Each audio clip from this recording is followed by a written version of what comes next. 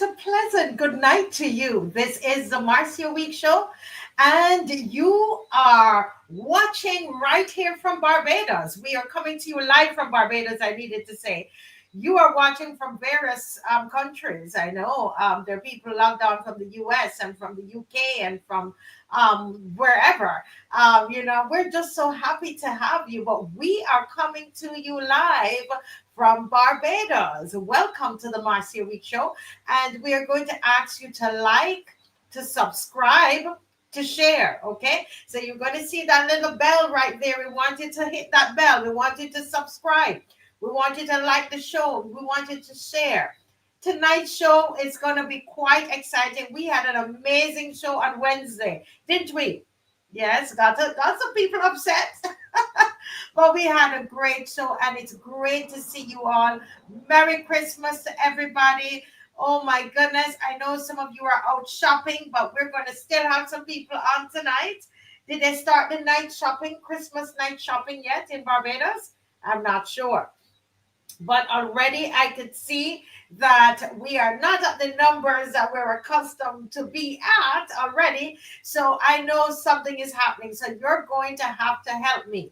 You're going to have to like and to share. I am so happy to see everybody on this evening on the Marcia Week Show, right here on the Marcia Week Show. Danielle is on. Mystic Angel is on. Tamika Harper is on.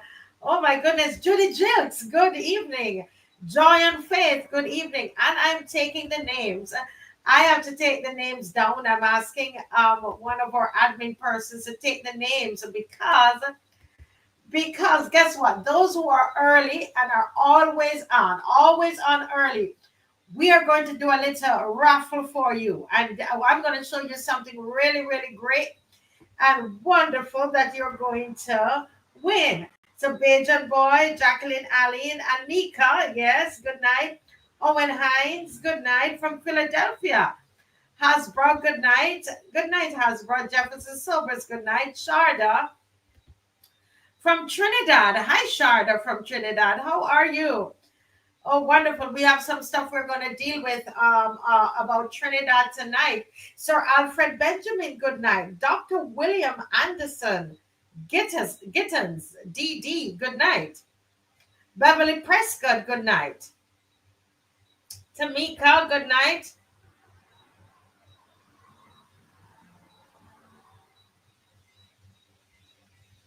Okay, so what you're going to do, Sharda, good question, Sharda, saying that Sharda said she doesn't see, I think it's a she, doesn't see the like button. So you're going to click the thumbs up, okay? So you should see a thumbs up on the left, and you click that, okay? And you also share.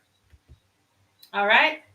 Yes. Good night, loyal daughter. Loyal daughter, good night, good night. We haven't spoken in a long time. You know I'm very busy, but I'm going to ask you, please, if you can do me a huge favor. Can you just take the names of everybody who is on? Just their name, everybody who is on before the anthem. If they're on before the anthem, before 7:05, they will be eligible to win a prize. All right, we have a special prize, so you better share it up and tell your friends to come on in. Actually, you know what? I'm always trying to be so kind. So let's do it after the anthem. So everybody who comes in after the anthem, you're going to be eligible for the prize. As soon as the anthem is finished, I am going to tell you the prize that you're going to be eligible for. I'm going to show it to you. Hey, Tamika. Yes, Angela, I know you dropped off your gifts already, and we're going to chat about that too. Bonita Medford. Hi, born again. Hey, born again. I'm seeing all my people. I hope I can see you all on Sunday in the flesh. In the flesh at Amaya's concert. We're going to chat about that. But I haven't seen you all. We don't have any roadside parliaments, and we don't have any, we haven't had any marches. So I don't get to see you. And you don't get to see me. So I hope we can meet up on Sunday, okay? Yeah, that's what's coming up on Sunday. This is a benefit concert that is going to be for Amaya And this is the little girl. She's 8 years old, and she needs a liver transplant. And they are right now checking to see if her dad is a match, right? And I've been working with them, the QEH. We've seen reports of the QEH. So everything is legit. The father is a genuine person helping helping the two daughters. Yesterday actually was the anniversary of the child's mother's death. And I spoke with the father today. He told me it was a sad day for them yesterday. So let's make Sunday a happy day for them. So this little girl, she needs a liver transplant, but she's also lost her mother and her sister last year. Okay, so she lost both her mother and her sister last year, and so yesterday was the anniversary when her mom died. She's only 8 years old. She has a little sister. I've met the family. We thank God for Coffee's Coffee's restaurant that treated us, and we went and we met and got to meet with them and hug them. They came to the dance recital, and we are going to present them on Saturday with a scholarship to Praise Academy for the two of them. When Amaya comes out of the hospital and she's better, she will have a place at Praise Academy. She has a 1 year scholarship at Praise Academy of Dance. Isn't that wonderful? And we're going to ask you to come out on Sunday and to support. It's a concert, it's free. And the red plastic bag is going to be there, right? But I've gone past the and no easy D. Them ham too expensive. But let me get to the national anthem. And I'm while a loyal opposition, she's going to be taking the names of everybody who's in the chat for me, so that we can. We're going to do that prize, and tell you you will know who is going to be the winner of the prize later in the week, next week. Okay. So here we go. Here we go. Here we go. The national anthem of Barbados.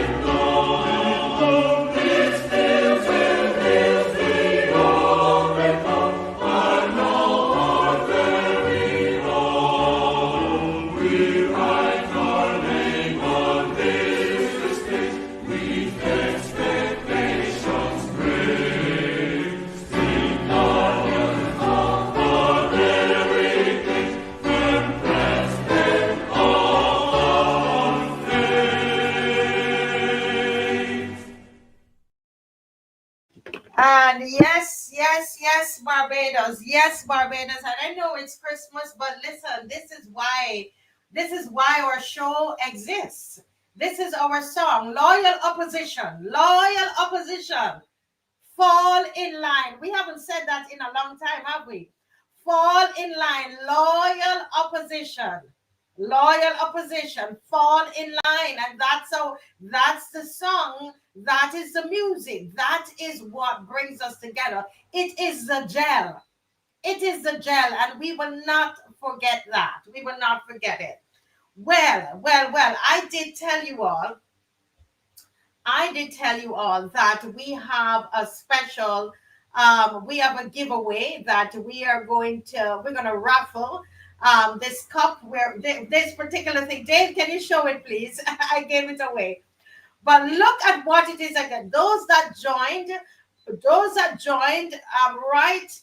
right up until 7-11. If you have joined up to 7-11, look at what you could win. Look at this. Tell me if you love it. Look at what you could win. Look at this. Isn't this beautiful? Oh, wow. And what does it say? Educate, agitate, motivate, and mobilize Africa and its diaspora. Let me see if you all like it. You all like it? Oh, my goodness. Marcia said she love it. Well, Marcia, listen, everybody who joined early tonight. If you joined early tonight, woo! I love it. If you joined early tonight, you could win this cup. You could win this cup. Right? So watch it now in the video. Watch the video, Dave. We got to see the video. This is it here. This is it here. And I have to give a big shout out to the company that's doing that, and they can keep it up there. And what they're doing, they are helping us so we can help. We can help people like we can help people like little Amaya. So at the show, a donation of $50 or more, you can get this cup, okay? At the show. But on right here, what we've done, we've taken the names of those who are early, who joined the show early. We're gonna put them in a bag. We're gonna put them in a bag, and we're gonna raffle it right here on the show. All right. And you will win a cup. And I think what we're going to do, my little birdie is telling me, Marcia, don't just do it for tonight. So we're going to gather the names each night for those who come early. Once you get here right after the national anthem, you're early. Okay? We're going to put the names together, put them in a bag. We're going to raffle them, and we're going to pick out a name, and you could win a cup. However, you could also purchase a cup or give a donation for a cup, right? You could give a donation to receive a cup, a donation of $50 or more, and you get a cup. What are we doing with that donation? What we're going to do, we're going to take the proceeds of that, and we are going to give that to Amaya. And this is what we're going to do on the show. We're going to sell, just have different products that we can offer to you, and you give, and you get something in return. So we want to be a blessing to Amaya, and you could get a cup, right? And you could come to the show on Sunday, right? Yes, Sharda. Yes, Sharda. I know you were really happy to hear the national anthem. Well, Rosemary, you came too late. The national anthem is, we played the national anthem about 7:05. All right. But because we're late, I'm going to say, just as the national anthem is finished. So between today's Friday, if you join Sunday, join early. You want to win this cup, the possibility of you winning this cup, join early. Join early. Just be on early and get your name counted in, so that the last on Wednesday, okay, which will be our final live show. We're going to have other shows. I'm going to do some repeats during Christmas, because of course you can't expect me to be here Christmas Eve, right? I cleaning my house like you do, you know.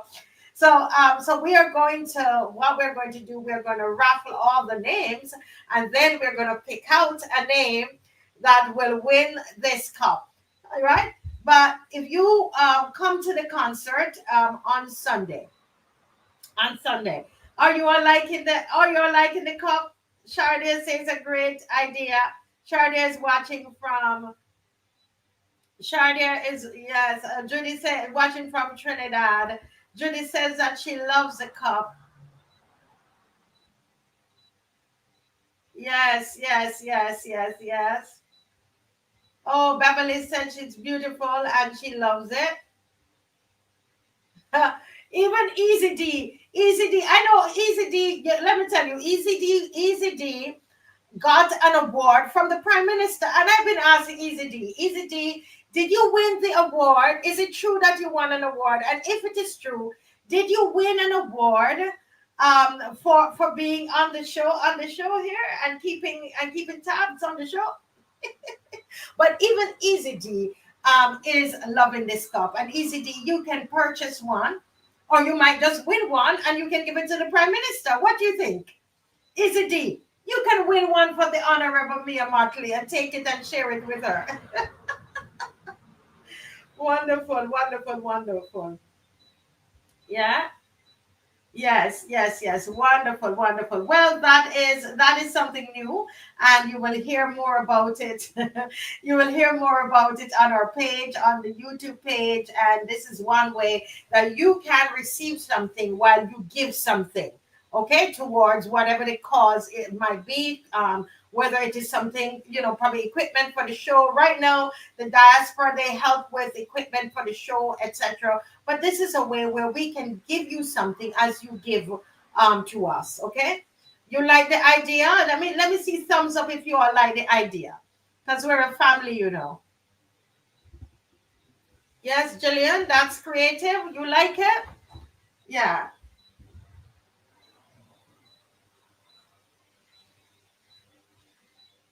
Yes, yes, Sharon, we will continue. And we know that we can see the needs. We get the calls about the needs daily. These calls come into us daily.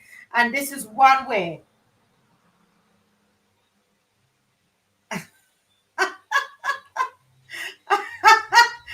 Easy D said he was told he was going to be paid. Is it for monitoring us on here, Easy D? You're going to be paid and you didn't get any money yet? Okay, so people are saying they like it. People are saying they like it. Yes, good idea, Bonnie Springer. Yes, yes, yes. Now, can I see? Okay, so we see the hands up for those. So we're starting off a little light today, but we are going to be dealing with some serious issues of food security. We're going to talk. We have Mr. James that is going to be on here this evening, and he's going to be speaking to us about food and the prices. We're going to look at the price of ham compared to the price in the US of the same ham. The same ham. We're going to look at all of these different things this evening. And, Maxine McLean is going to come on. We're going to look at Trinidad and what's happening with Trinidad and what the allegations that there is going to be a military base in Trinidad. We're going to look at that and the immigration situation in Trinidad. We're going to take a look at that. We're going to have our diaspora is going to come on and they're going to be speaking with us about some of the challenges that they are facing. Um, yes, I'm sorry. Somebody said they know them. That they're going to win. Yes, Mr. James Paul. Thank you, loyal daughter 66. James Paul is going to be on with us, and I think that he's going to talk about those cows, the heifers that were brought into Barbados supposedly so we can have more milk. We didn't know we had a milk problem until a couple weeks ago. I've been here all this time, and I didn't know there was a milk shortage in Barbados. Did they create the shortage so they could bring in the heifers? Who is getting, who is getting part of it? Is there anybody? You always got to follow the money. So we got to look at that. Yeah. Yes, yes, yes, yes. Trevor likes a cup. Now, folks, we want to find out from you how many of you are going to be at the event on Sunday. Now, to everybody, Easy D, Sandra Charles, Angela Burke, Trevor Blackman. I know we might not always see eye to eye on the show. We don't. But one thing that we come together as Barbadians about, we come together when we have to help. If there's a Barbadian in need, I see how we rally together. I see Angela who's traveling, and she makes sure that she went and drop off the toys, because we have our toy drive that on December we're going to be distributing the toys in um, Nelson Street and in Wellington Street. We're going to be distributing toys, and in those surrounding areas, we're going to be doing that with Dale. All right. And his name is not Dale Worrell, and for some reason names are just slipping me tonight. But I'm gonna Dale Rowe. Okay, so Dale Rowe is going to be who we'll be going out with in the community, Nelson Street, and we're going to be in Wellington Street, and we're going to bless children with toys. But before we do that on Sunday, folks, I know you're focused on your shopping. I know some of you have tickets to concerts, etc. But there is a little girl in Barbados who lost her mother and her sister. The anniversary of her losing her mother was yesterday. There is a little girl in Barbados, and her name is Amaya, and she needs a liver transplant. So we are coming together. We're joining together with Red Plastic Bag.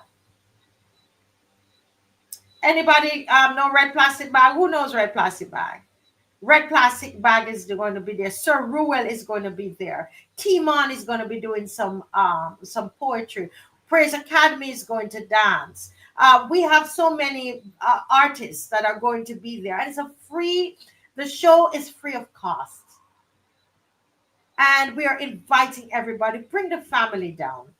Bring the family. Let's help us to say. Let's work together to save Amaya. Imari Brown, Malachi, a great poet, is going to be there. Shamona Forrester. These are young people who are giving their talent, and of course, being led right there by Red Plastic Bag. And he is someone that I can count on. When Red Plastic Bag actually has a foundation that helps the less fortunate, because that's how he is.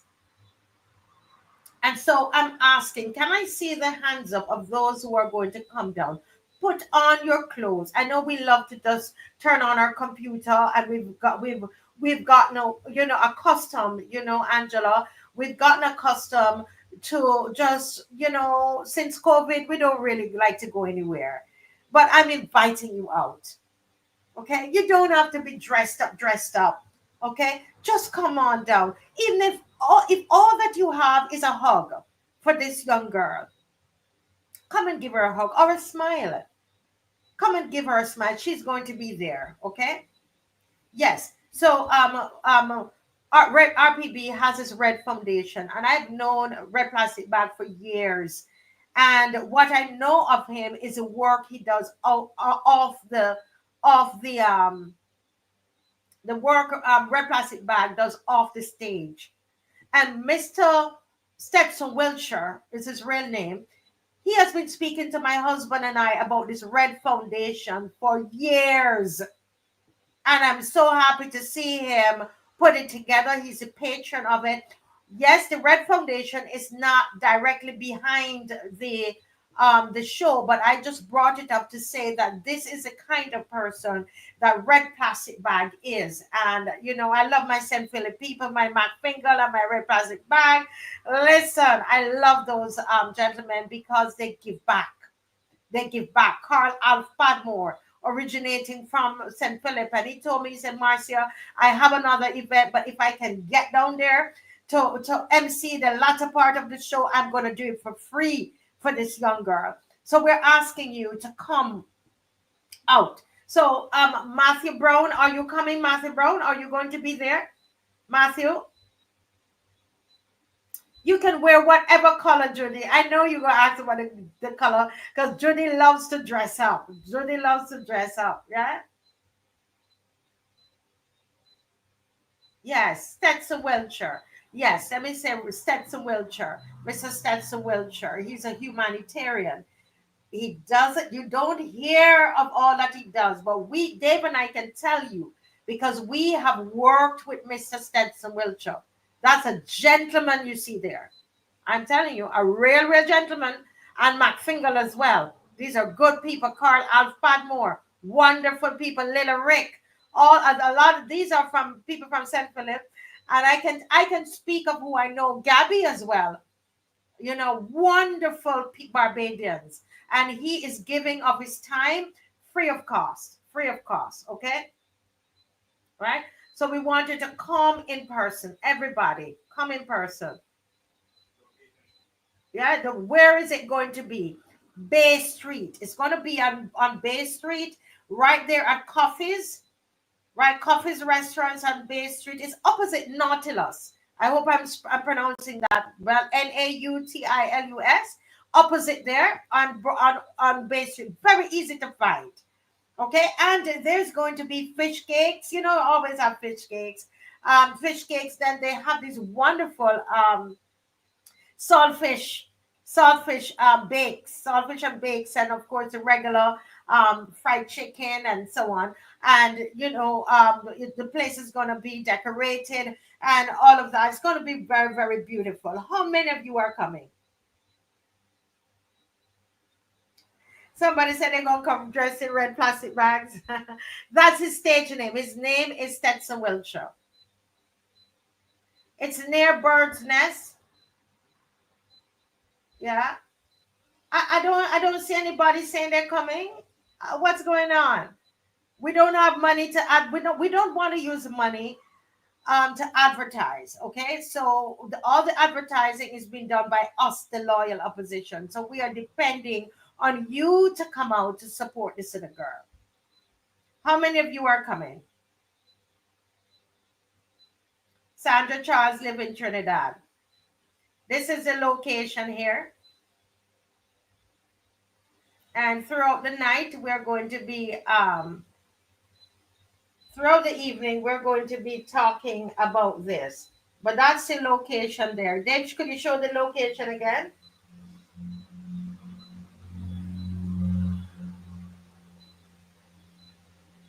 That's the location there. It's a restaurant, a small restaurant, and they are giving their place everything free of charge. Okay, so we want to go and support them. Oh, Sandra lives in no. I don't see any Bajans tell me that they're coming.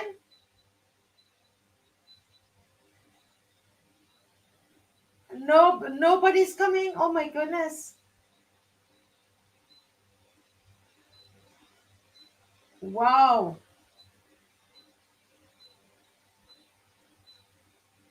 So you saw where the venue is, Sharon. Are you going to come? Wow.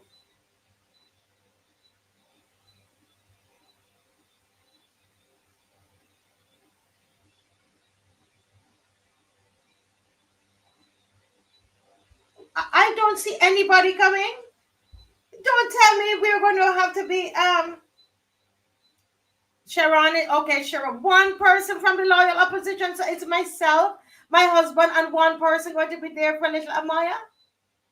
I don't understand. Oh my goodness. Come on. Oh, honeybee, say honeybee going to be there.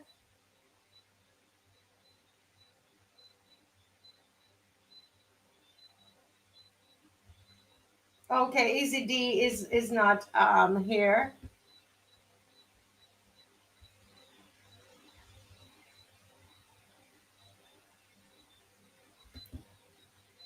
Yes, okay. Daniel say it free. It free. I come in. Now,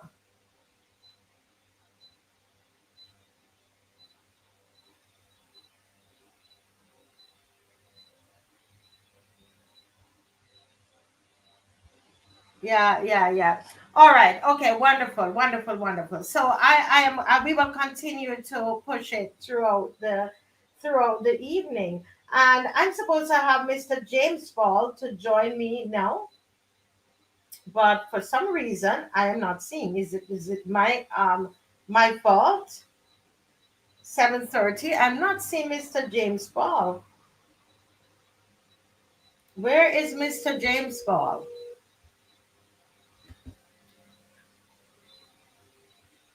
Okay, Dave, while Mr. James Paul come, can we show the little video with Amaya and her dad?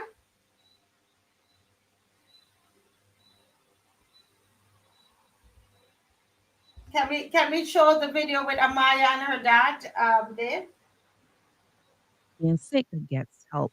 Right now, her last time she went into the hospital for stool blood in her stools, and she got some transfusion, two blood transfusion, esophageal scope where the scope went through her throat, where they could go down and see what's going on in there. And they were saying, oh, there's bleeding, slight bleeding, so they tried to ban, but they could find that her stomach area is really bloated and it's getting harder and painful, a little more painful for her at times when she has to move around and stuff.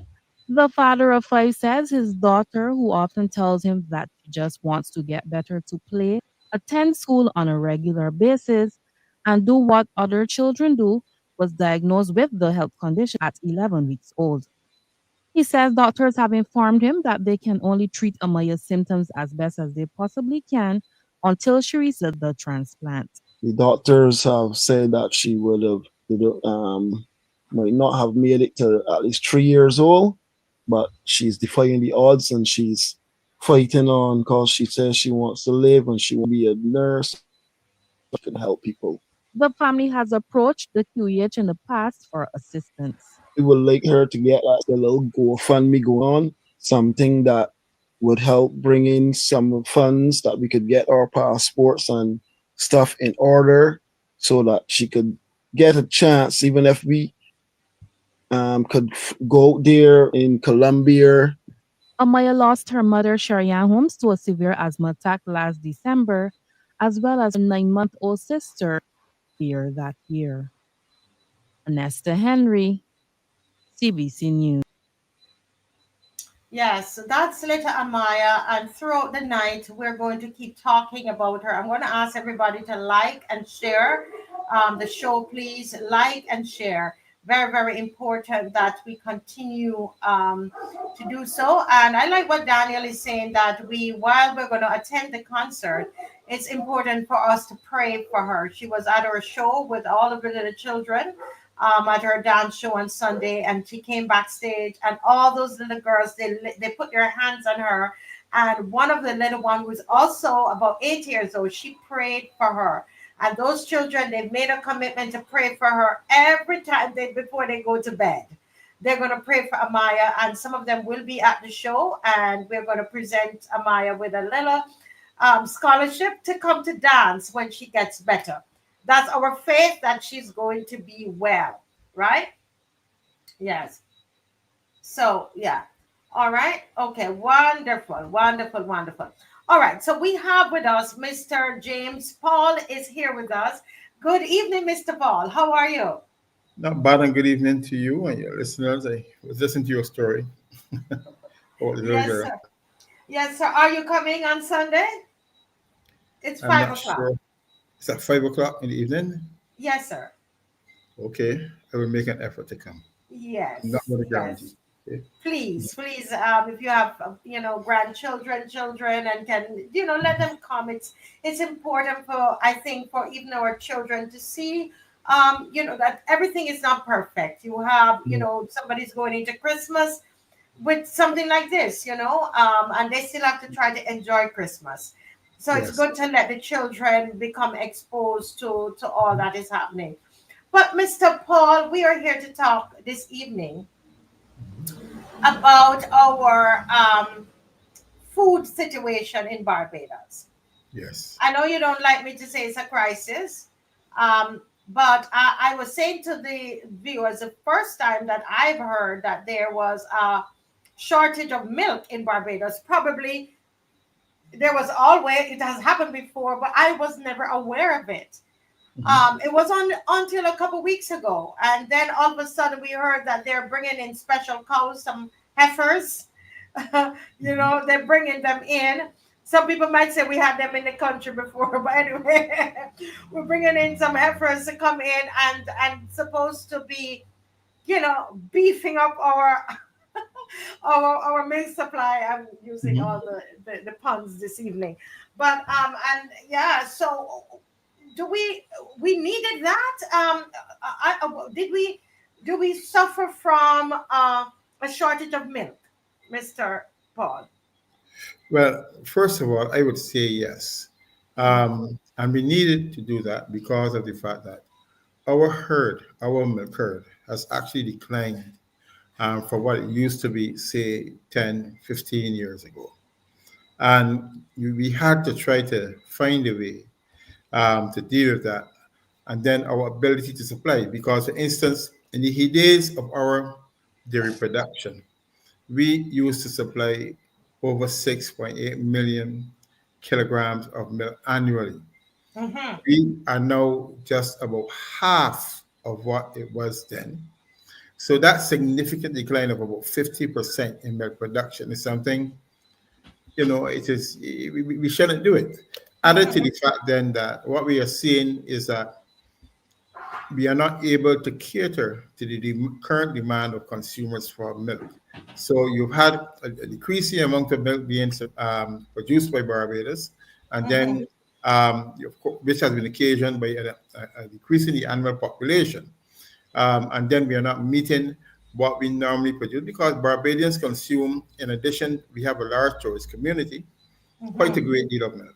So we needed to find a way to increase milk production even in the short term.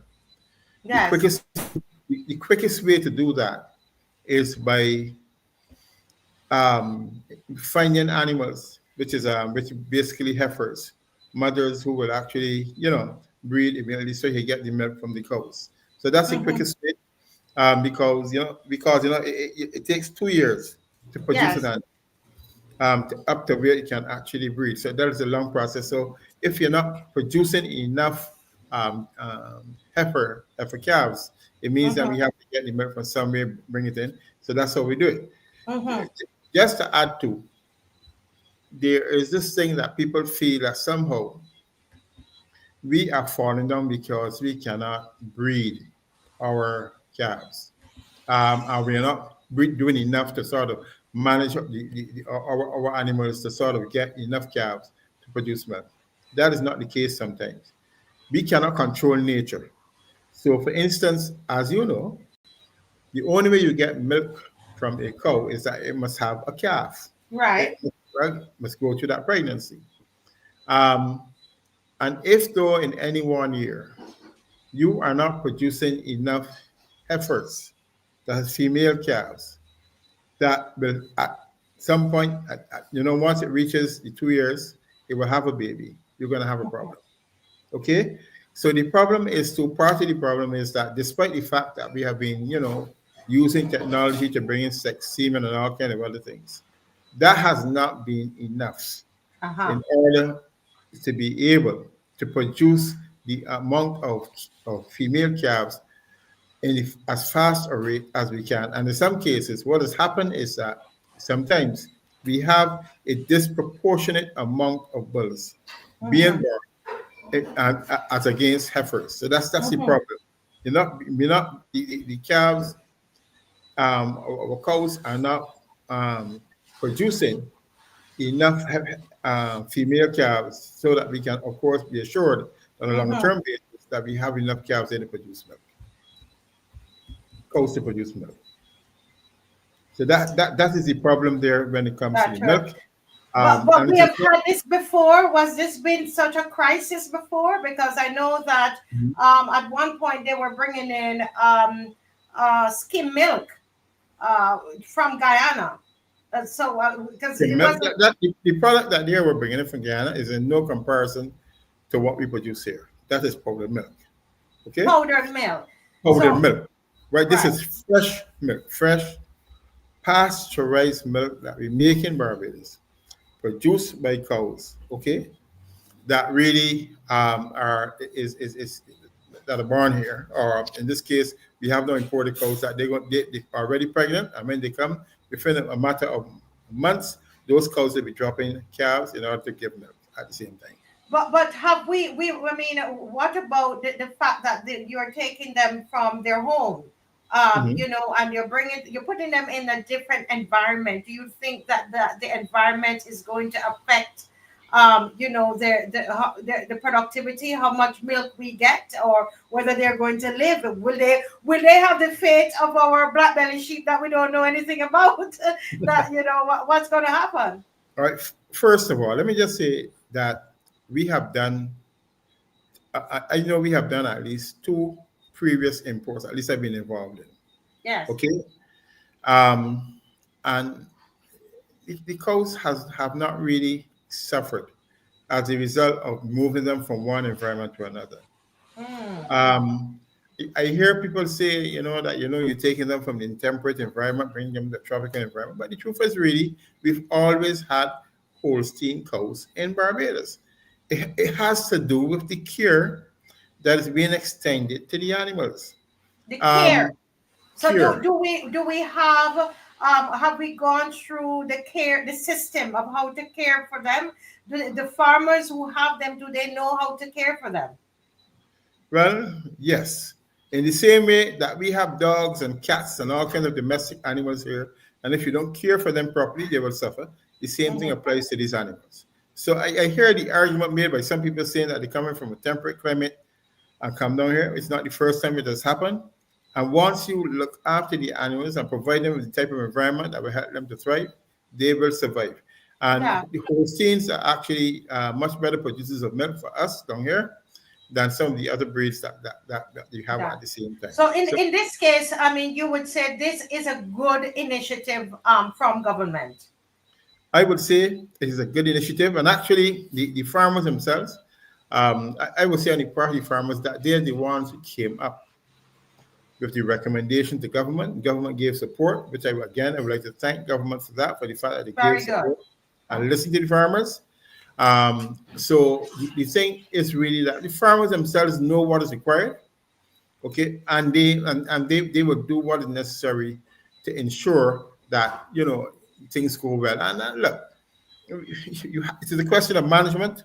It is a business, and farmers need to do what they need to do in order to ensure that those cows are well looked after. And we will be monitoring them to make sure that as much as we can, that farmers do what they are supposed to do. Yes, okay. Now, so that's it for the cow and for the heifers, and we're grateful that government came alongside farmers to make that happen, and we want to say well done to the government of Barbados for doing that. Now, let's go to the chicken. Mhm. Everybody concerned because.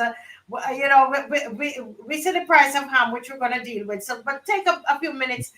Here is the Ministry of Agriculture saying, don't worry, we have no more chicken issues, because I know that they had planned to bring in two what you call it now, containers of chicken.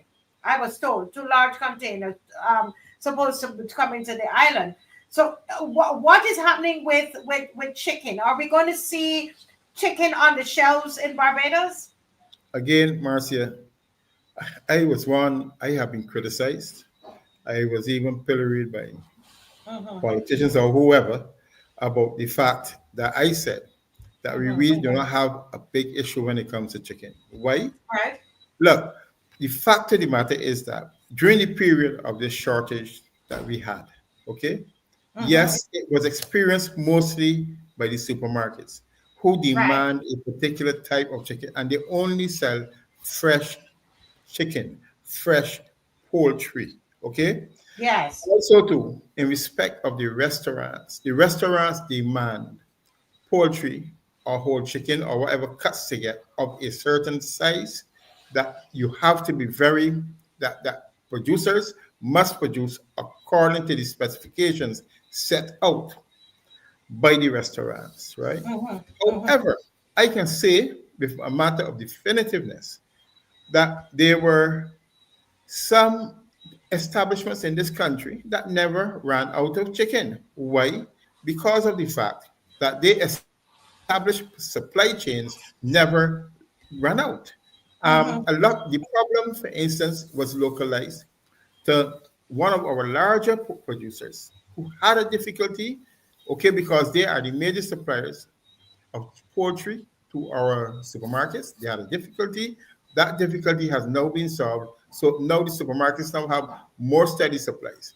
I would also add, we why I am still one who will resist importations as much as possible is because of this. Importation actually impacts negatively our poultry industry and especially our small farmers in this So country. let me ask you there, Mr. Paul. So Yes. Minister Inderwear is saying, the Minister of Agriculture, Mhm. that the issue is solved, and is he really saying the issue is solved because we're now importing these containers of chicken? Is that how he's saying it's solved? No, no, no, no, no. And as I said before, this seeming infatuation of Barbadians with importation, it is what is undermining from time to time our local agricultural sector. So on what basis is he saying that because I don't understand then. On what basis is he saying that don't no need to worry, we're back in full supply?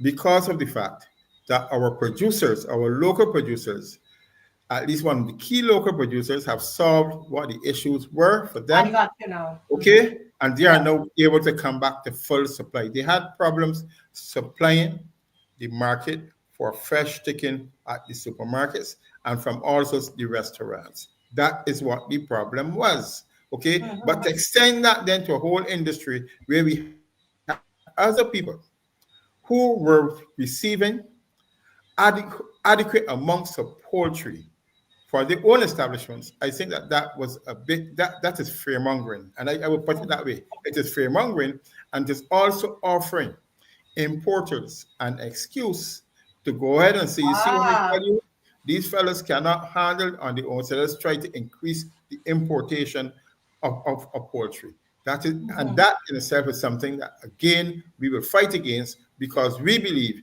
that even right now the industry has the capacity to supply 100% of the poultry needs of Barbadians. And you have been saying that from day one. And you have been saying that, Mr. Paul, from day one.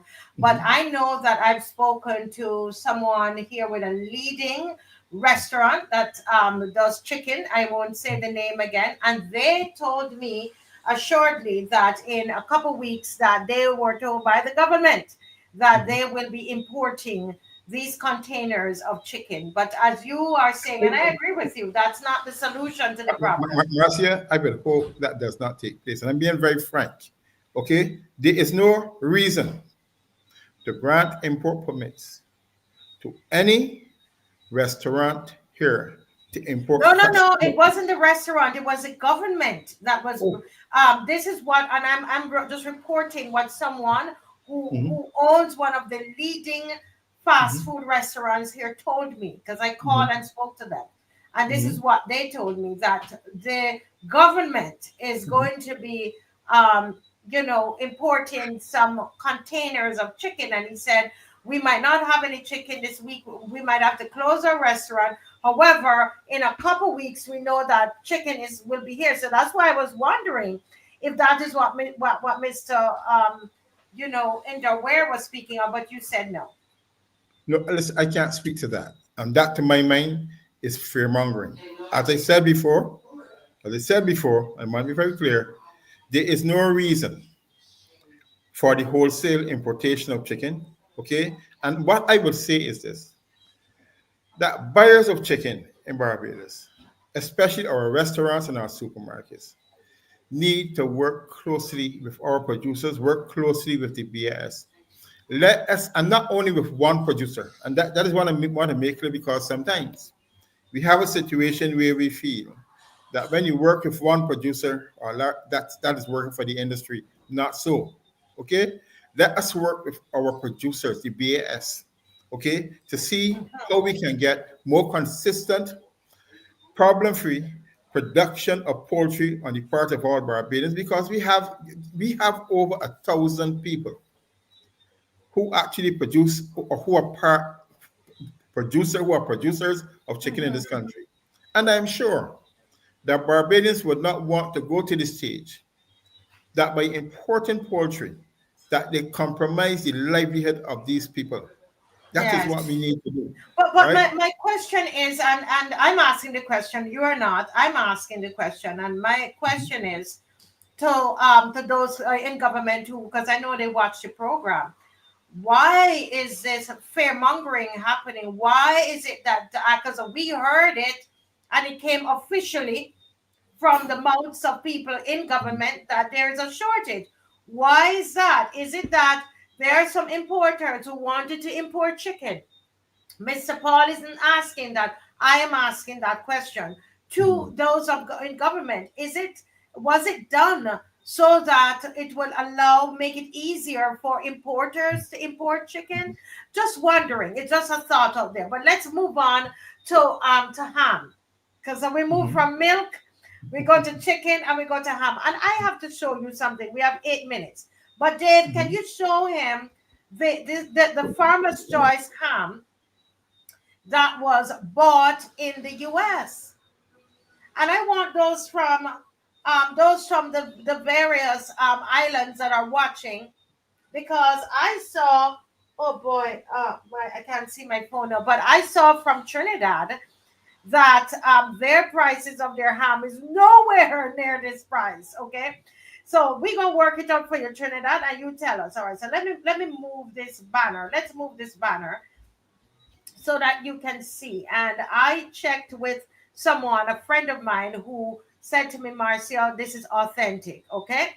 And so I'm going to believe him that this is authentic. Now, this is market side brown sugar glaze spiral, includes glaze pack, and they bought their ham. And look at Okay. the unit price. It's $2.48. Who's the Mr. who's the manufacturer? This is for the same Farmer's Choice. I know you don't see it there, but it is a Farmer's Choice ham that is being sold in the US, and people were sending this That's out. $28 and 17 cents US, right? Yes, US. Okay. And And that. it is the poundage is this is 11 pounds. Mm-hmm. 11 pounds and 11.36 pounds. Mm-hmm. Okay? Okay. And Mm-hmm. this is a Farmer's Choice ham, Mr. This is what I when I checked on it, and this was the 12th of the 12th, 24. Mm-hmm. I, And just let me come off here to just I'm just gonna Dave, if you can show the price of our ham, and let's just look and see if we see the pound. How much a pound is our ham? okay. That's per kilograms. So that is it per kilogram. So then we would Which, have to if divide by two, you huh? have to divide by 2.240, which would bring you about that's 49. Okay, 249. 20 something dollars. Okay. Mm-hmm. Okay. So Mm-hmm. so we have to divide this to get the poundage. Okay, because Mm-hmm. remember the other one was how much was the other one again, Dave? Yeah. Our question is it was 248 US, which is so let's say that is say we can say what $6 Mm-hmm. a pound. Mm-hmm. But Marcia, I will say this. When we start, I would like to get. I mean, the thing is really what I would like to do is to do some more detailed work on this. Reason being, this is market side brown sugar glaze spiral includes glaze pack, Yes. right? I would really love to check with persons at HIPAC because they are the producers of Farmer's Choice hams in Barbados to see exactly whether or not it is in truth and in fact one of their products. Right. I'm going to send you my entire post. And Mr. Paul, this was being said by people in Brooklyn and Queens. They were sending this around since last Christmas. Mm-hmm. Okay. Well, I know, Angela, that you don't see the brand name, which is why I called my sources to make sure. And I believe the source who told me. But you see, unless we have, anybody can say anything. That's just want to say that. I understand that. Right. And all I'm saying is that unless we have let me just charge up this phone and keep going. Yes, unless we have definitive things to say about, okay, this is what it is. I really can't say because we have, and I'm not making any excuses, but this is what I would say. When we start to compare prices between different economic environments, we somehow seem to forget there are different cost considerations in producing a product in Barbados as against producing a product in the United States of America. That's the first thing. The other thing is to, as I would say to you, as far as this is concerned, right, is that we have certain realities in terms of producing this product here. And all I would say is that we cannot produce a product at the same price that is produced in the United States simply because of the fact that we have higher costs in Barbados. So that is the only explanation I can give for this. So if Barbadians expect to buy a ham in Barbados at the same price as they will buy at some store in New York City, it is just not possible. It is just no. I don't think, Mr. Paul. I've lived in New York, and a lot of people. Some people go to New York. They've shopped there. Nobody expects that. I don't think anybody expects to get it at the same price. But it is the disparity in the price that it's just mind-boggling. You could imagine. I'm trying to. I'm going to send you. I'm going to send you what I have in my phone. It's just that I thought my phone was charging and it wasn't. Okay. The point though, Mister, and I also have those from Trinidad. Okay. And again, you're going to say, oh, well, Trinidad has oil and Trinidad there, but the point is, this is our reality and where we live, right? This is where we live. And this is what we are going through, Mr. Paul. I don't think anybody expects that it should be the same. Wow, somebody, who is that? Somebody called. Okay, well, it's gone. That was me. Sorry about that. Yeah. Yeah. So but I'm trying to bring it up here because I had a little difficulty with my phone, and I want to just to be able to do. But this comparison has been happening since last year, and it's difficult because we don't know. As you're rightly saying, the harm more than likely it is it's done. It is manufactured there in the U.S. Right? Right. So it might be the contractual agreements. We don't know. Right? But it's not it's not the first time. Okay? Okay, so let me go here. Give me a second.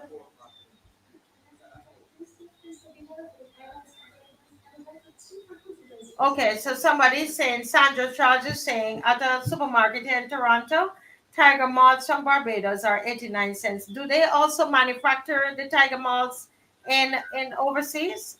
All I will say again, I do not know what are the distribution arrangements, but I can tell you this.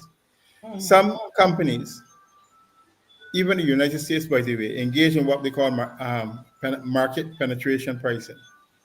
So there are some places that you will find, yes, the domestic price of the commodity might be high, but the export price in another destination might be lower. That's just what it is because they look to do volumes or they're trying to get into the market. So, it's a very, I know at a time at which people are concerned about the level of prices or whatever, right? That people will express that concern, but sometimes you have to understand that that is how businesses operate. I And understand. We just, as a consumer, I understand, and I think everybody understands it's business. We know we can't do anything about it, and they know that it is a thing where almost every family, they don't feel like they have Christmas unless they have ham, right? So they understand that there the demand for it, the kind of demand that is there for it, and the people are going to buy it anyway.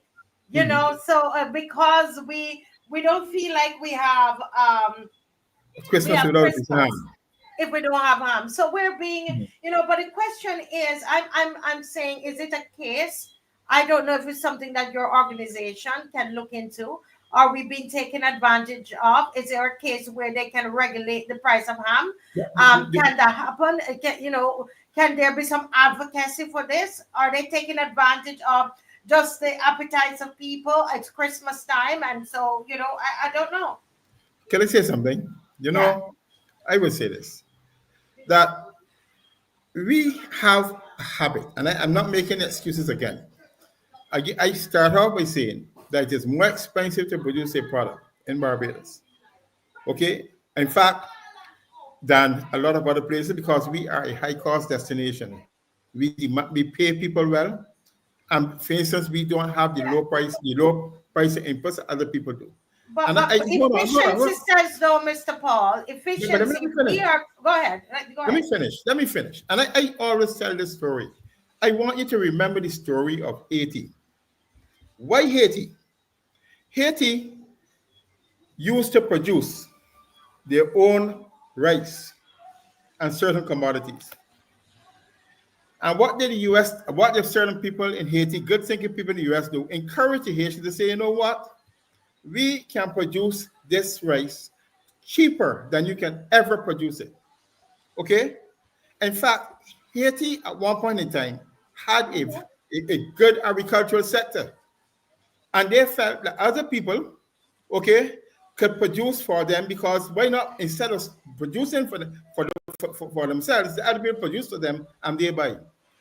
They forgot that Right. Haitians, hold on, were actually employed in that agricultural sector. Okay? So Yes. when the cheap food, or so-called cheap food, from the more developed countries came into the Haiti, you had to lay off Haitians because there was no longer any employment for them, because they were producing the food that they ate. So who will Yes. buy the food when you do But that? Mr. Paul, I understand that, and I No, think no, but you're you see, correct no, with no, wait a that. minute. Yes, that is why then, when we start this argument about, oh, we can, if let us stop producing what we produce and import, that we have to understand that there are people who are employed in these industries in Barbados. And then what do you want? What do they buy the products that you import with if they are not working? They can't sell marijuana all the time, okay? Or for instance, okay? Or they can't do the other illegal stuff or other illegal stuff.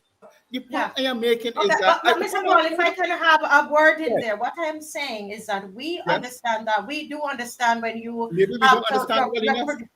you're producing in bulk, you're buying in bulk. I understand that, but I'm saying, is it that we are to continue to say we are a high price destination? We are, and not think about the consumers. If we are going to, if we're But going hold to on, be but the continue to consumers, say we're a developing nation, we are progressive. Why can't we progress in that area as well, into Marcia, lower our cost? Why can't we Mar- do that? Why are but we Marcia, passing that on to the but consumer? Marcia, the consumers are also producers. I will give you an example. When a farmer carries produce to a supermarket's back door, you know, in turn, what he does, he goes to the front store and he starts to buy things. That is how we have commerce, we have exchange between each other, and we support one another. But if that same person who carried that produce to the back door is not able to carry any produce, what is he going to buy? The products that the supermarket imported with, he ain't working. I And think we need to have this I, conversation I again think because so. the time is gone, Mr. Paul. Okay. But I am I believe, as someone, I do the arts and so on, but my training is in accounting. I Mhm. feel that we can look at better ways. I believe, as a country, that Yes. we can be more efficient in how we produce. Everything here is too expensive. It's difficult to live. And I tell you something, as But Kamar I is ask yourself saying, the if question. the people of Barbados decide that they will Mhm. leave their hams on the shelf, I tell you, those same retailers, they will, you will see that they will make changes in the Okay, prices. I They will say can. this to you too, but Marcy, I will also say this to you, that despite the fact that we saw an expensive destination in the Caribbean, we are the most attractive place in the most attractive place in the Caribbean to live. So all the persons who come here and complain how Barbados is so expensive, still we are the most attractive place to live. So I will leave it there. Hold a minute, to live for 2 weeks, because you know what happened. A lot Hello, of them friends of mine, they are gone because they can't afford the food. but, But we will we Marcia, will need to talk about this. I have the yes, other guests to come I in. will welcome that discussion. No, I but will I welcome. think it is too expensive, Yeah. and the excuse that is being given, I don't Mhm. buy it. But thank you, Mr. Paul, for coming on. Well, let's come on and have I another hope we have that discussion on discussion this. soon. All Okay. right. Okay. Thank Yes. you. All Okay. right. God bless. Yes. Yeah, guys. I just believe I understand all about us being this type of destination. Do we realize that while we are trying to be this type of destination, that we have Barbadians that are living here? We live here, and some of you, Easy D, you said you're in London. We live here. It's difficult to buy food at the supermarket. It is just difficult. It is difficult. I'm not blaming anybody. I am saying that we must be able to find more efficient ways to cut our costs so that the people can actually live and buy proper food. That's it. But we will have a more fulsome discussion, and this is good. Mr. Paul is a very good friend of mine. I just don't believe that this is that's the only response to it. I think that we need to do better. We can do better, right? This is so the people are listen to the people. We are it's difficult for the people of Barbados, and I can't see my other guests, but we are going to yeah. No. Don't bring back Mr. Paul because you don't agree with him. No, I think it's good to have a healthy discussion. Food is too costly. We have the consumers need to be able to register that. Okay, register that. But let me leave that alone until Mr. Paul comes back again. I hope we can get him back on another evening and have a discussion, a strong discussion, a debate. We will have a debate on it. All right, that's my friend. Yeah. Yes, of course we're gonna bring back Mr. Paul, please, because we don't agree with Mr. Paul, mean that he's not gonna come back. Absolutely not. Right? That's what is important. That kind of debate is and while I'm waiting on the guest, Coraline, you are right. But Barbadians who complain, they complain and then they go and still buy the products anyway. It's the same way that the when the price of eggs were going to go up. Who remember that? What did the Minister of Agriculture do? What did he do? He came in and he said, "No, we're going to make sure the price of eggs remain where it is." I'm saying that there are measures that can be taken. I do understand. We say we're a high-end destination. High-end for who? Who can pay for it? So yeah. Yeah, so we're gonna have a debate on it. So anyway, I'll start the segment until the guest comes in. So I want to talk very, very short. Just quickly, let me talk about Ghana. Right? We're gonna talk about Ghana. Now, Ghana has a new president. I remember meeting the president of Ghana, the former president of Ghana in Jamaica, and he was very, very gracious in hosting us in Ghana when we had our movie. However, they just had their election, okay, and they now have a new president, and it was a landslide victory. Now, what is unusual about this? In fact, it says here that there were 276 seats. Okay, right? And he had a landslide victory of 186 seats. Right? The NPP, the outgoing party, they had 80 seats, and independent in Ghana had 4 seats. So they actually do vote for independence in Ghana. In Barbados, we don't tend to do that a lot. But what I want to talk about tonight, though, is that I found a video online where this new president, Mr. John Mahama, who had a landslide victory in Ghana, made a statement which very unpopular in other parts of the world. And you would think that he would not get any votes if he opened his mouth and say something like that. And what he said was that he is not supportive of the LGBTQ agenda. And for some, they're going to think it's controversial for me to mention that on the show. But I think it's worth discussing a little bit because in a couple minutes I'll have another guest on. But I wanted to talk about this for a few minutes. Okay,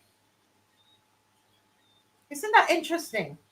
Now, considering that this was a place that the Biden administration, they were giving them ultimatum. You remember that?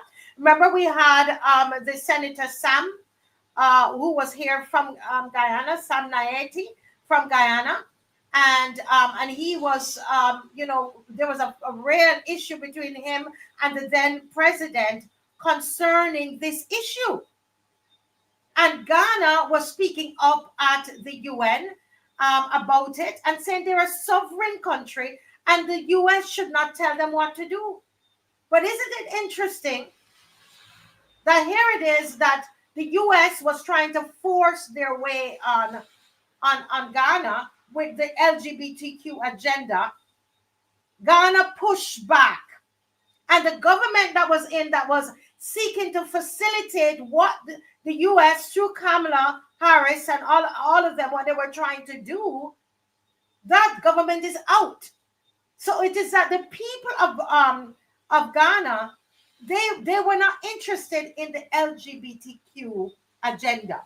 And before I play the video, let me say something to you. Because I know that I didn't get a chance to look at the comments. Right?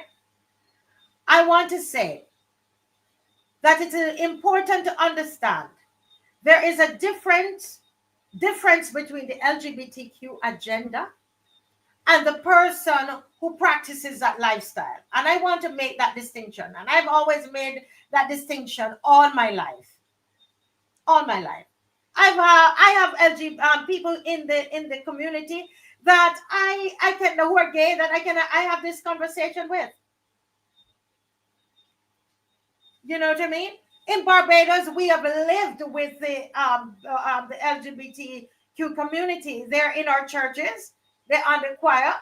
They're in our schools. They're everywhere. You know, Barbados is one of the most tolerant places when it comes on to the LGBTQ lifestyles. I think what the Ghanaians are having trouble with is when the agenda is being pushed, where they're saying it's a complete alteration of our Caribbean society, right? To change what our beliefs on family.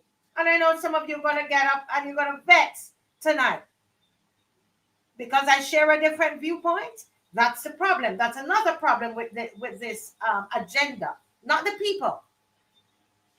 The agenda, I find, is very bullying. I often say, why is it I can't relate with you because I think differently from you? Come on. I should be able to relate with you if I think differently from you. What's wrong with that? Why should I be bullied to accept your viewpoint? And that's the turn off. And those of you who are seeking or are activists of the LGBTQ agenda, understand that. What is turning off people is your intolerance, your bullying tactics. And I will not be bullied. I believe that people should not be discriminated against. It's not. I've all the time I've lived here. This is, if you talk to me about Jamaica, I can understand. And I speak out against that. In fact, I wrote a whole movie about that. Not a whole movie, but part of a movie dealt with discrimination. I don't believe that that should happen. But what I don't believe should happen is that you're going to bully me. You're going to be intolerant.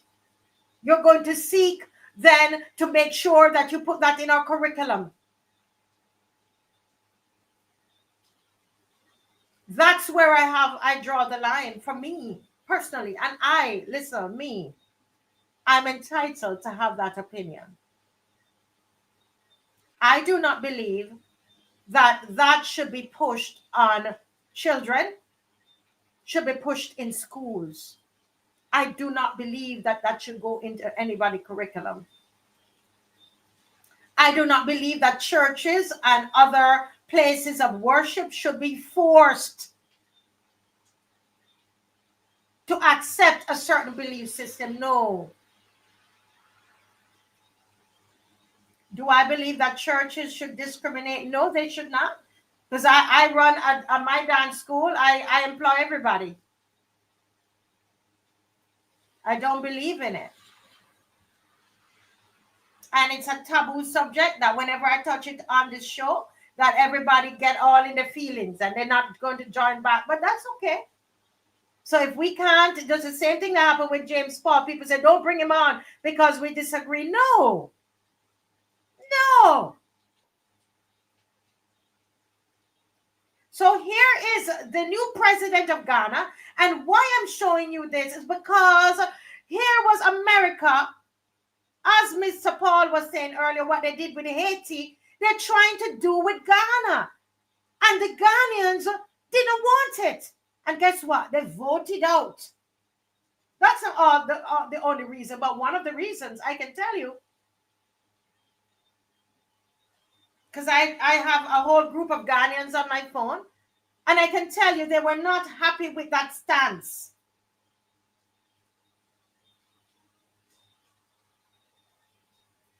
But here you have, guess what we have? We now have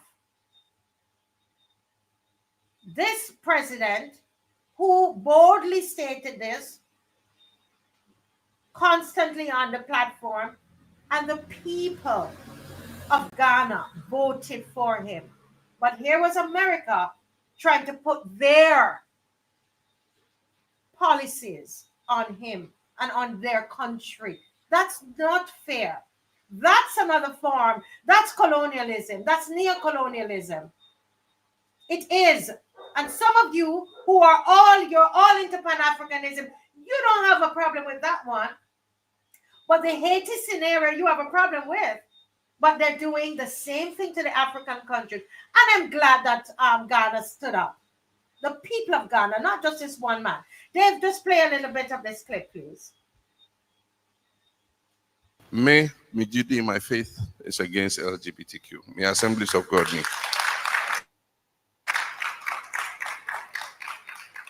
If we say the faith I have, empany say bema bewari bema, oba bewari oba. Bill a war parliament, omunyam passing, but say aban actress omu passing president on sign.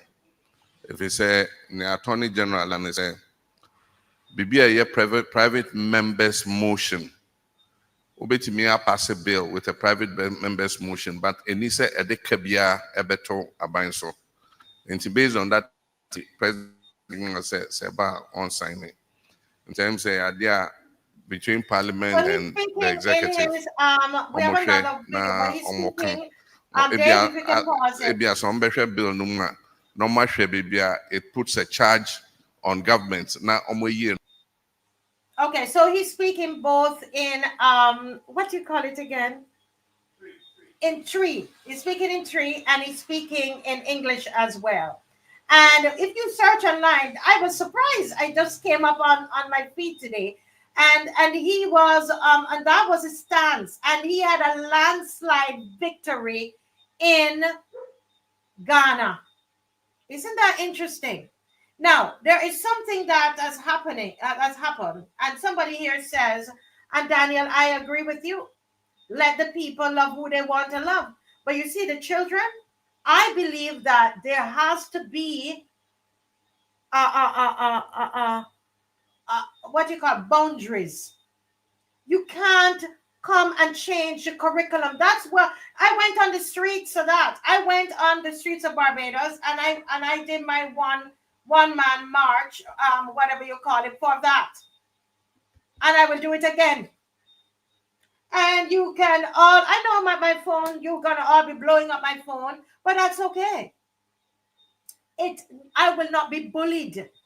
And nobody should allow, no, that's my opinion. And that is the challenge that we have. And right here in Barbados, we don't even have the time to look at it tonight, Dave. And as somebody says, no, you're not going to force your 4-year-old to listen to story time by a man full of beard and in a dress. No, it's not appropriate.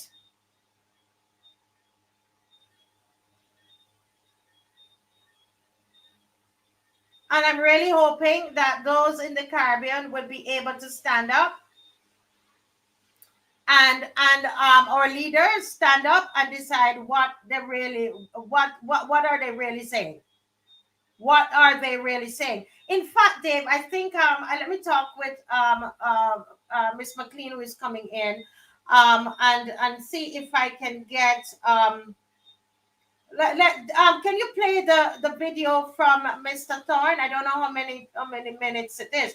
And before we play the video, let me just quickly say, because I don't want anybody to get the wrong impression. And even though I say it, you're still going to get the wrong impression. I'm playing this video from Mr. Thorne, and it is not because Mr. Thorne is saying what I'm saying. Mr. Thorne is asking the government some questions. Read the Sexual Offences Act, okay?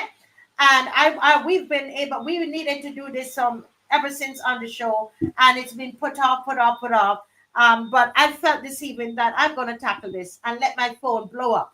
And understand, those of you who are going to message me, that's your opinion and this is mine, okay? And I'm not discriminating against anybody. And I think I need to stop apologizing right now. So Dave, just go ahead and play and let people think about what is happening in Barbados. You're not hearing, nobody's hearing me? Celia said she's not hearing me. Can you guys hear me?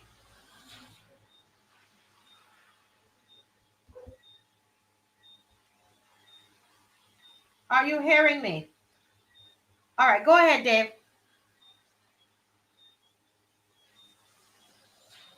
Can't hear me? I am out. Voluntary and permanent.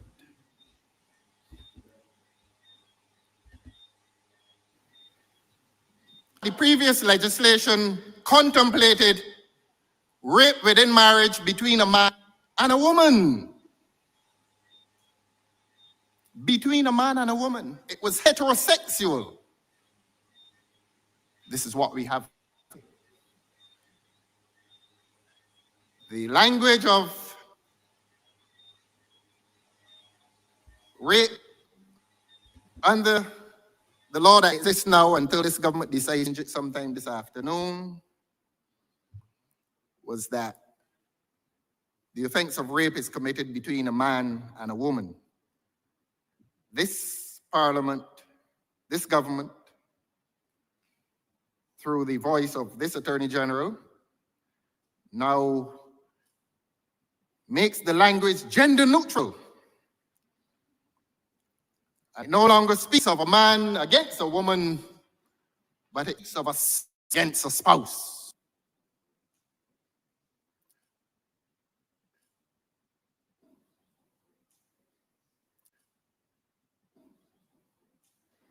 It is gender neutral.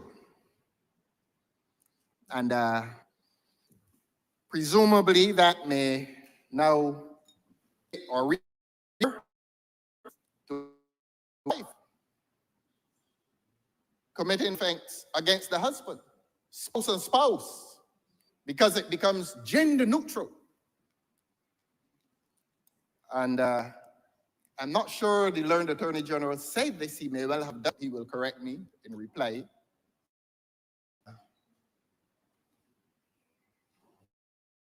With the use of implements, obviously, woman against man, but let us not travel into the gory details. It is gender neutral, and therefore, it cannot be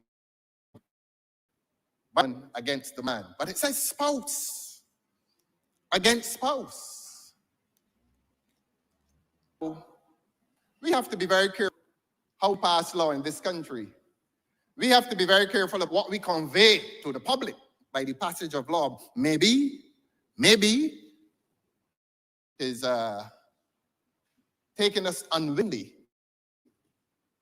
into the zone of homosexual unions. We have to be very careful.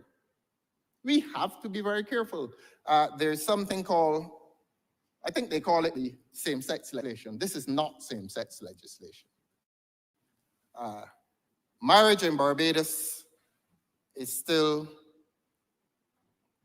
monogamous.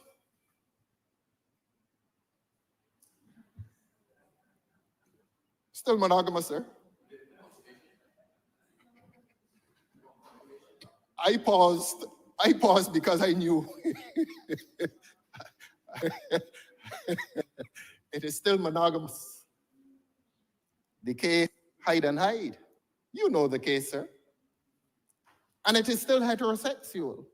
Now, whatever our philosophical and political views, the definition of marriage in the case hide and hide still describes it as monogamous, between one man and one woman, one man and one wife. Trying to remember the name of the judge. Was it Butland? The voluntary union for life between one man and one woman. So that it was monogamous, heterosexual, voluntary, and permanent.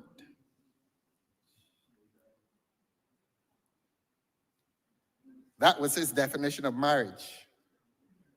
Obviously, the right to divorce means that it is no longer permanent. And the other elements remain. You do, if you force a man to marry, that marriage is annulled. So it still is voluntary. The element of voluntariness remains. The element of remains because you cannot marry two at the same time. And it is still heterosexual. That's the law of Barbados. That is the law. So that if this legislation today seems to be, and I say seems to be, the learned Attorney General is clever enough to get up and clarify for this country whether the gender neutral language of spouse and spouse may possibly broaden and extend itself to include a man and a man or a woman and a woman. Because in some countries, that is why the legislation become gender neutral, to provide for cases of homosexual union. So he will, in his reply, allay the fears, any possible fears, that the neutralization of the language is meant only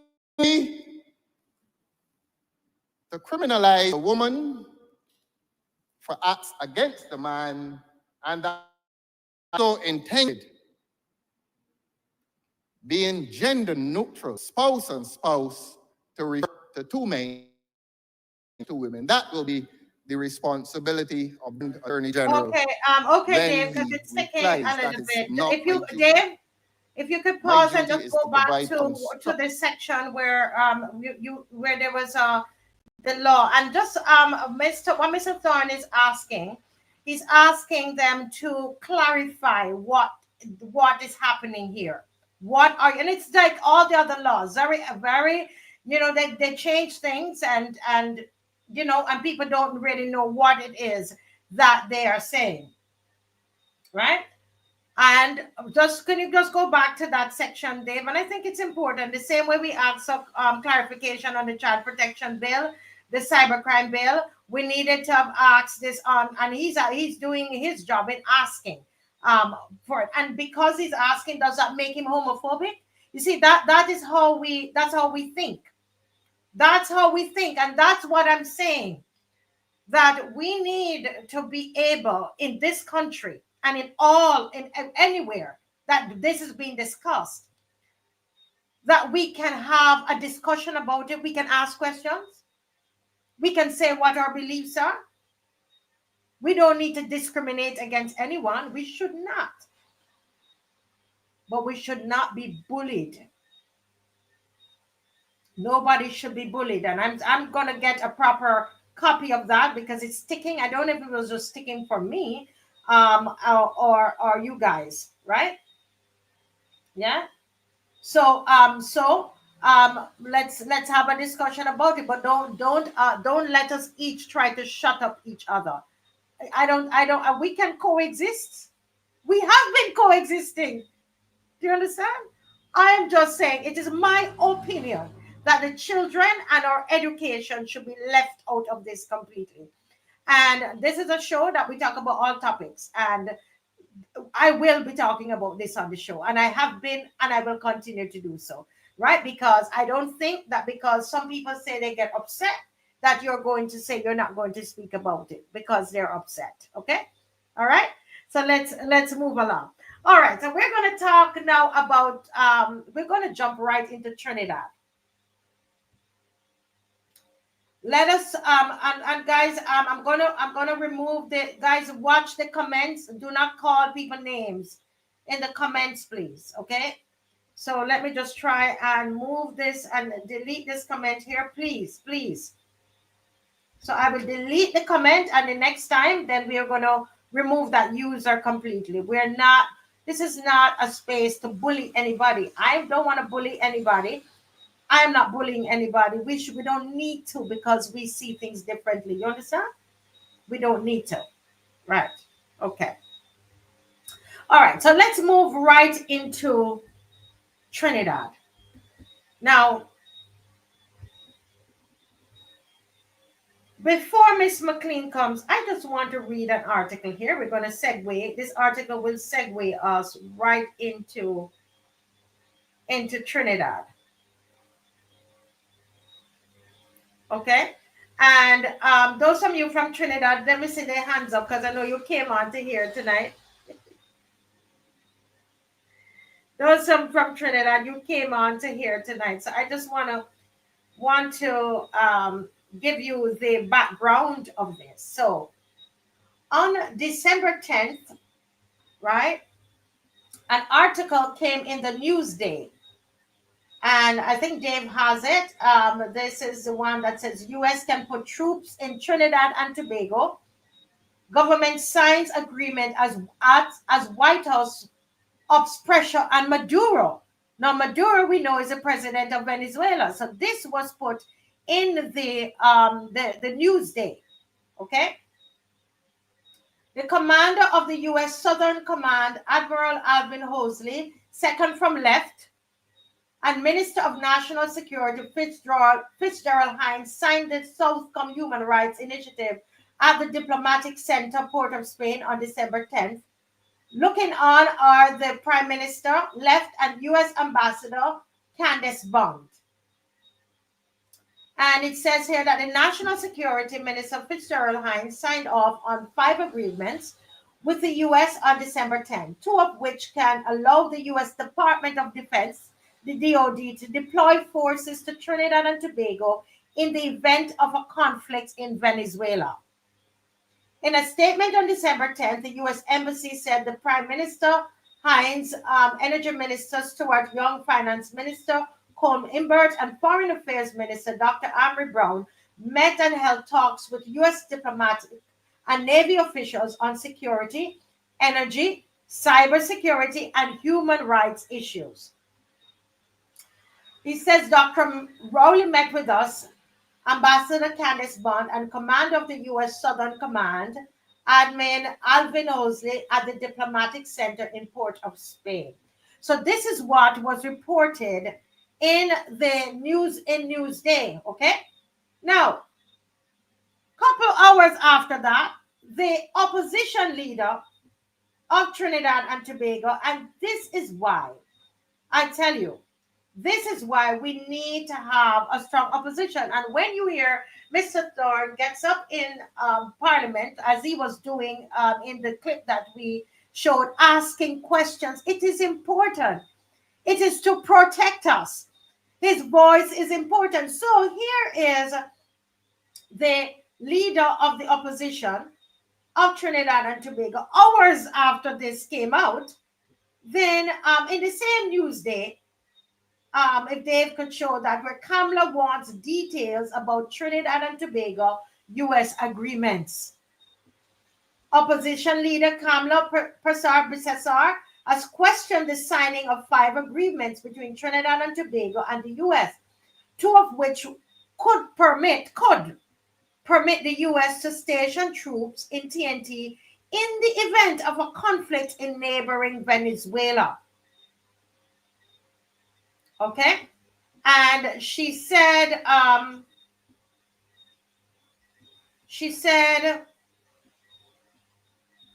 she asked whether those agreements were signed with the outgoing Joe Biden administration, or is it the incoming Donald Trump administration?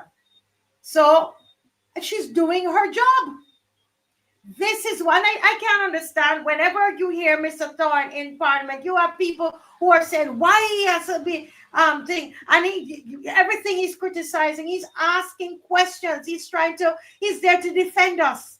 He's the only voice we have in Parliament. He is, after all, the leader of the opposition. She asked, should American soldiers be allowed on TT soil? Could they be held liable under the law if they injure any citizen? We don't know, and therefore it may be premature. She says, I find it preposterous that you have a new U.S. government coming in and you are signing documents. She recalled that Dr. Rowley and other CARICOM leaders met recently in Barbados with a U.S. congressional delegation to discuss matters of mutual interest, right? And that's the same thing I thought of as well. Now, the other, after she made it clear that she wants answers, and she went as far as to ask for the answers to be for the agreements to be distributed so that all can see. And we need to listen. I see somebody said, oh, we don't need to deal with Trinidad. We need to deal with Trinidad. Trinidad is 45 minutes away from Barbados, right? Ms. McLean is coming, but I just want to lay the groundwork to be fair to everybody, okay? So then, this is like 2 hours later, here comes the Prime Minister now has to answer. And that is what happens in a democracy, Barbados. This is what happens. But because we only have the one MP who crossed the floor floor, who became the leader of the opposition, we have a problem. But this is what should happen. The Prime Minister has angrily denied. He now decided to have a press conference because the leader of opposition says, we want to know. He has angrily denied that TNT has any intentions of allowing troops to set up base here to respond in case of instability in neighboring Venezuela, as the United States government has stepped up pressure against Venezuela. So we are finding that the Prime Minister is saying, no, that's not true, right? He says that the article is irresponsible and dangerous. But it goes on to say, when they ask him, the news reporter, listen, Barbados media, listen, Barbados media, right? And Ms. McLean come in here. The media asked him, can you tell us what is in the agreement? The Prime Minister says, I'm not discussing the agreement. He tells the reporters he's not discussing the agreement. I am simply saying that your interpretation of the agreement that the United States can put troops in Trinidad and Tobago is not what this is about. I'm simply saying your interpretation is wrong. The challenge is that nobody, apart from the government, has seen what is in the agreement. Okay? So here is where I bring in Miss McLean, former Minister of Foreign Affairs. So welcome, Miss McLean. You're looking loud. Well, I trust you can hear me. You can hear me? Yes, I'm hearing you loud and clear. I am laughing because, there are a couple of things in there. And I want to start with this, and this perhaps is for your Trinidadian audience. I'll come back to speak to those two articles. And I'm going to read for you part of an article. It's a May 28th, 2013, 11 years ago. TNT/US agree on activity presence ahead of yesterday's arrival of US Vice President Joe Biden. Dr. Rowley was not Prime Minister. Kamala Prasad Bisesar was Prime Minister. And before I read it, I just want to say that perhaps Barbadians need to understand that elections are due in Trinidad next year. So we talk about silly season. In Barbados, you have silly season. But let me read this because I think there are some important issues you've read, but there are also some what I would call almost disingenuous kind of comments, not from you, but, emanating out of Trinidad. And it says, Port of Spain, Trinidad and Tobago Guardian, TNT has ratified an agreement with the US, which governs the temporary presence of US military/defense personnel in Trinidad and Tobago for mutually agreed activities. The Office of the Prime Minister at 3:23 p.m. yesterday announced the ratification of the Status of Forces Agreement, SOFA. And remember that because you'll see that appearing in the articles that you read with the US. Yeah. However, it was noted that this SOFA could not be the basis for the establishment of an American military base in Trinidad and Tobago, because it contemplates the temporary presence of US personnel in TNT. The OPM, Office of Prime Minister, stated, no provisions are made or contemplated for the grant of facilities and areas to be utilized by the US military on the territory of Trinidad and Tobago. The SOFA agreement is intended to strengthen the existing excellent relationship between Trinidad and Tobago and the United States in the matters of national and regional security, and it goes on. But I'll stop there. The reason I've read that, because if I did not have an understanding of what transpired in 2013, because I was foreign minister, as you said, and at that time, the Prime Minister of Trinidad would have been and as they say in the quasi-cabinet or the spokespersons within CARICOM for security, I would have believed that what is transpiring in Trinidad is happening for the first time. Now, it is for the current Prime Minister of Trinidad and the former Prime Minister to tell the Trinidadians and the world if there is any difference between what she signed and what Dr. Rowley as Prime Minister is signing now. because I have a suspicion that is an agreement that expires and it is rolled over. I mean, I researched this very quickly, when we discussed it, to make sure that I was not speaking from memory, because I don't do that. But I find it interesting that the tone of the article from the prime minister, the former prime minister, is as if this is, as I said before, this is something new, when in fact it is not. And in fact, I went to the trouble of looking up, trying to get a general description of the agreement. I'm not agreeing, yes or no. I don't know what are the details of the particular negotiations that took place between the current prime minister and so on. But as I said, these agreements exist. And basically, a state of forces agreement is a treaty that outlines the legal framework for how foreign military personnel operate in a host country. And it's usually part of a larger security arrangement, and it can be bilateral or multilateral within the context of CARICOM, because I made reference to CARICOM. And what I read comes out of a CARICOM something posted by the Secretariat. So you're talking about things like carrying weapons, a whole set of things. So the question really is, what is the difference between what was signed in 2013 and what was signed the other day? And that is where Trinidadians become concerned. The other point I want to make, and the former prime minister, as also, as I said, the lead head on security. And I remember sitting in a meeting where this was an issue where heads were reminded that while security is of such, because you're also talking about things like drug trafficking, and trading in arms, because the two things go together, illegal activity, etc. The government cannot come out and publish the details of an agreement. What the government ought to say to the public is, look, we are signing this SOFA, this status of forces agreement, to allow X, Y, and Z in broad terms, while at the same time ensuring that you are not giving to the criminal elements in the country unnecessary details. I remember the Prime Minister of Barbados having to say this to the then Prime Minister of Trinidad and Tobago, who was calling for certain kinds of details in a press release.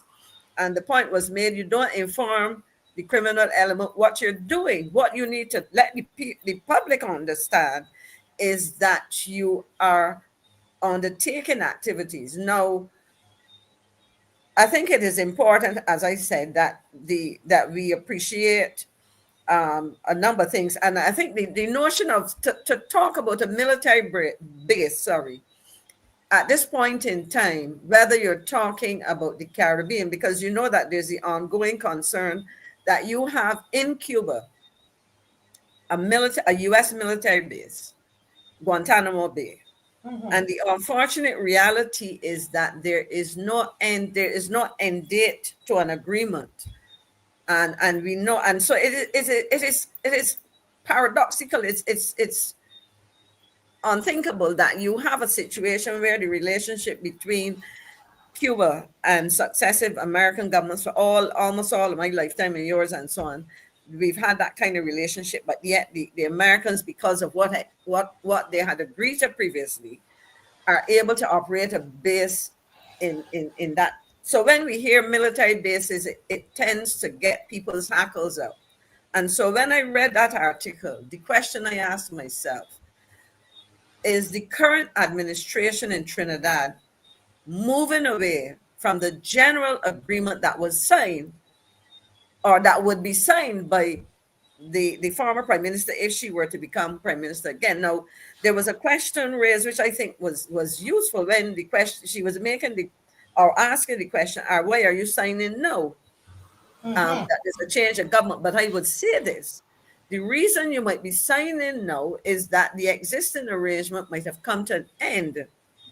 If I go back, I saw the date 2023, and I have to look back and see if that is right. It was since January 2023. That's so it has expired. So it was expired. But the question is, I was wondering too, why is it being done now? Well, the truth is, for me, part of it may be done now because it's a continuing agreement, because with the incoming administration and the stances that have been taken, they may want to have an expanded agreement. Yeah. So it may be a worst case scenario. I am just supposing. Right. I can Yeah. only go But on you the see, you basis use the of- word there, expanded, and that is, we don't know if it's expand in terms of the time frame or what, or No. the My term. notion of expand, what I was thinking about. Now, I don't know, but I'm just saying that if you had to negotiate with an administration which had a particular stance, Yes. right? And you had perhaps a limited agreement and one that was acceptable to you and that would be acceptable to the people, and you have a new administration which comes into office where they have been making songs and promises and threats, etc., which might suggest that they may want to have something else that might be unpalatable. You sign it now because it is not something that, in other words, the nature of what it is that you're signing, once it is signed, as far as I understand and have seen in the past, once that is signed, it will be enforced. The terms and conditions of that would prevail over the life of the agreement. So I'll give you an example. Let's move away from the Caribbean. For I know you've been following this. For many of us, we have been following what has been happening in the former French colonies of Burkina Ms. Faso. McLean, before you start that, let me just speak to those from Trinidad. Okay. If you're in the chat and you have questions, because I think what is happening here is the Prime Minister saying that I'm not saying anything more about it. When you're asking him, and he's not saying, and I understand what your reason, you're saying it could be, we don't know. He didn't even say that is the reason. So then people are worried. And there are over 40,000 Venezuelans who live in Trinidad, which we're going to talk about that, which is a reason why Trinidadians are worried. Right? Now, so we're going to talk about that. right. But if you have a question from Ms. McLean, please write it in the chat. Go ahead, Ms. McLean. No, I will respond to that. And I have witnessed the brusqueness, let me put it that way, the tone, brusque, the tone that the current Prime Minister often uses. I remember his first meeting at CARICOM. And, so I think perhaps the way he has responded, if it were me, I would have done it differently. Let me put it that way. Maybe that's the female in me or whatever. But in all seriousness, I think what the BAJAN says, the answer that brings the row, and in this case is the answer that brings the confusion or the lack of understanding and the concerns and the fears, etc. And so what I would hope, if I were a citizen of Trinidad and Tobago, and certainly as a citizen of CARICOM, of Barbados as part of CARICOM, and we all in this, as I say, these agreements are both bilateral and multilateral. I would hope that we would have heard, or we could hear, something which, for example, compares, without giving details, the two. I mean, as I said, there was a signing of the agreement in 2013 by former Prime Minister Passad Bissessar, and we have one, and what the Minister of Defense or the Prime Minister or whoever, I don't know if there's a Minister of Defense, but the minister, and is the Prime Minister who has been speaking, so he can do it, is to say, look, this is not new. This is the reason why we signed these agreements. This is the nature of these agreements. I can't go into details because there are security issues. Yeah, and so on. I see you smiling, so maybe you have a comment you want to share. No, I am laughing at cool guy. Okay. That the two of us must have planned the color scheme, and he will propose to both and will marry both tomorrow. Oh Lord. Well, you see, Marcia is already married, so she. but this thing though, I mean, I think you're so right, because I've spoken to Trinis today, and they're concerned, and I listened carefully. I like to listen to people, Miss McLean, because sometimes, because I'm trying to figure out what are you so concerned about. And one of the things, and I'm looking to get my notes here, I did not realize how many Venezuelans were now living in Trinidad. When I research it, Miss McLean, and those from Trinidad, you can correct me as I go along. You can fill in the blanks. I realized that over 40,000 Venezuelans live in Trinidad. And the concern that they have is obviously, and I thought, like in Cuba, when the Cubans leave Cuba, they generally are against Castro and they are against the regime in Cuba. But as I was speaking to this Trinidadian today, they said it's not so. The Venezuelans are very patriotic. And they leave because of economic reasons, but not necessarily because they're against Maduro. And so and so his concern is, if it is true, which the prime minister said it's not true, but if it is true that there's going to be a military base, what happens if there is an increase in the tension between America and Venezuela? What will happen in a case like that with 40,000 Venezuelans inside of Trinidad? Never thought of it that way. And he says, Marcia, it feels to him, I'm going to tell you the term he used to me today. I want to find it because we need to be able to understand what our brothers and sisters, what's happening with people. And he's not a Kamala fan, to be honest, okay? He says Trinidad is living in a powder keg. That's how he sees it, like a powder keg. And if it is, because they're saying, what happens if there should be tension? Will it be used as a military base? Is it like you're throwing a match inside of Trinidad? Will there be like civil war in there? Will the Venezuelans, which I found out today, there's that, I don't know, it's alleged, let me say that most Venezuelans, they know how, it's part of their culture. They know a bit of military. They're taught military. That's what I'm told. You can correct me if I'm wrong, okay? And so they're wondering, will this cause civil war on Trinidad soil? With something that doesn't concern them, right? And they're concerned. Another night we will go into some of the issues with the immigration in Trinidad, because we listen and we hear about Venezuelans in the US and all these kinds of things we hear about, but we don't think about the impact of 40,000 persons from Venezuela. And they they get grants. They get grants for school. And I'm not trying to say that they shouldn't. I'm just saying what it is, right? I've been told that in most of the sectors, in grocery, the bar, hardware, a lot of the floor staff, it's Venezuelans. Their borders, they don't really have any serious coast guards or anything happening there.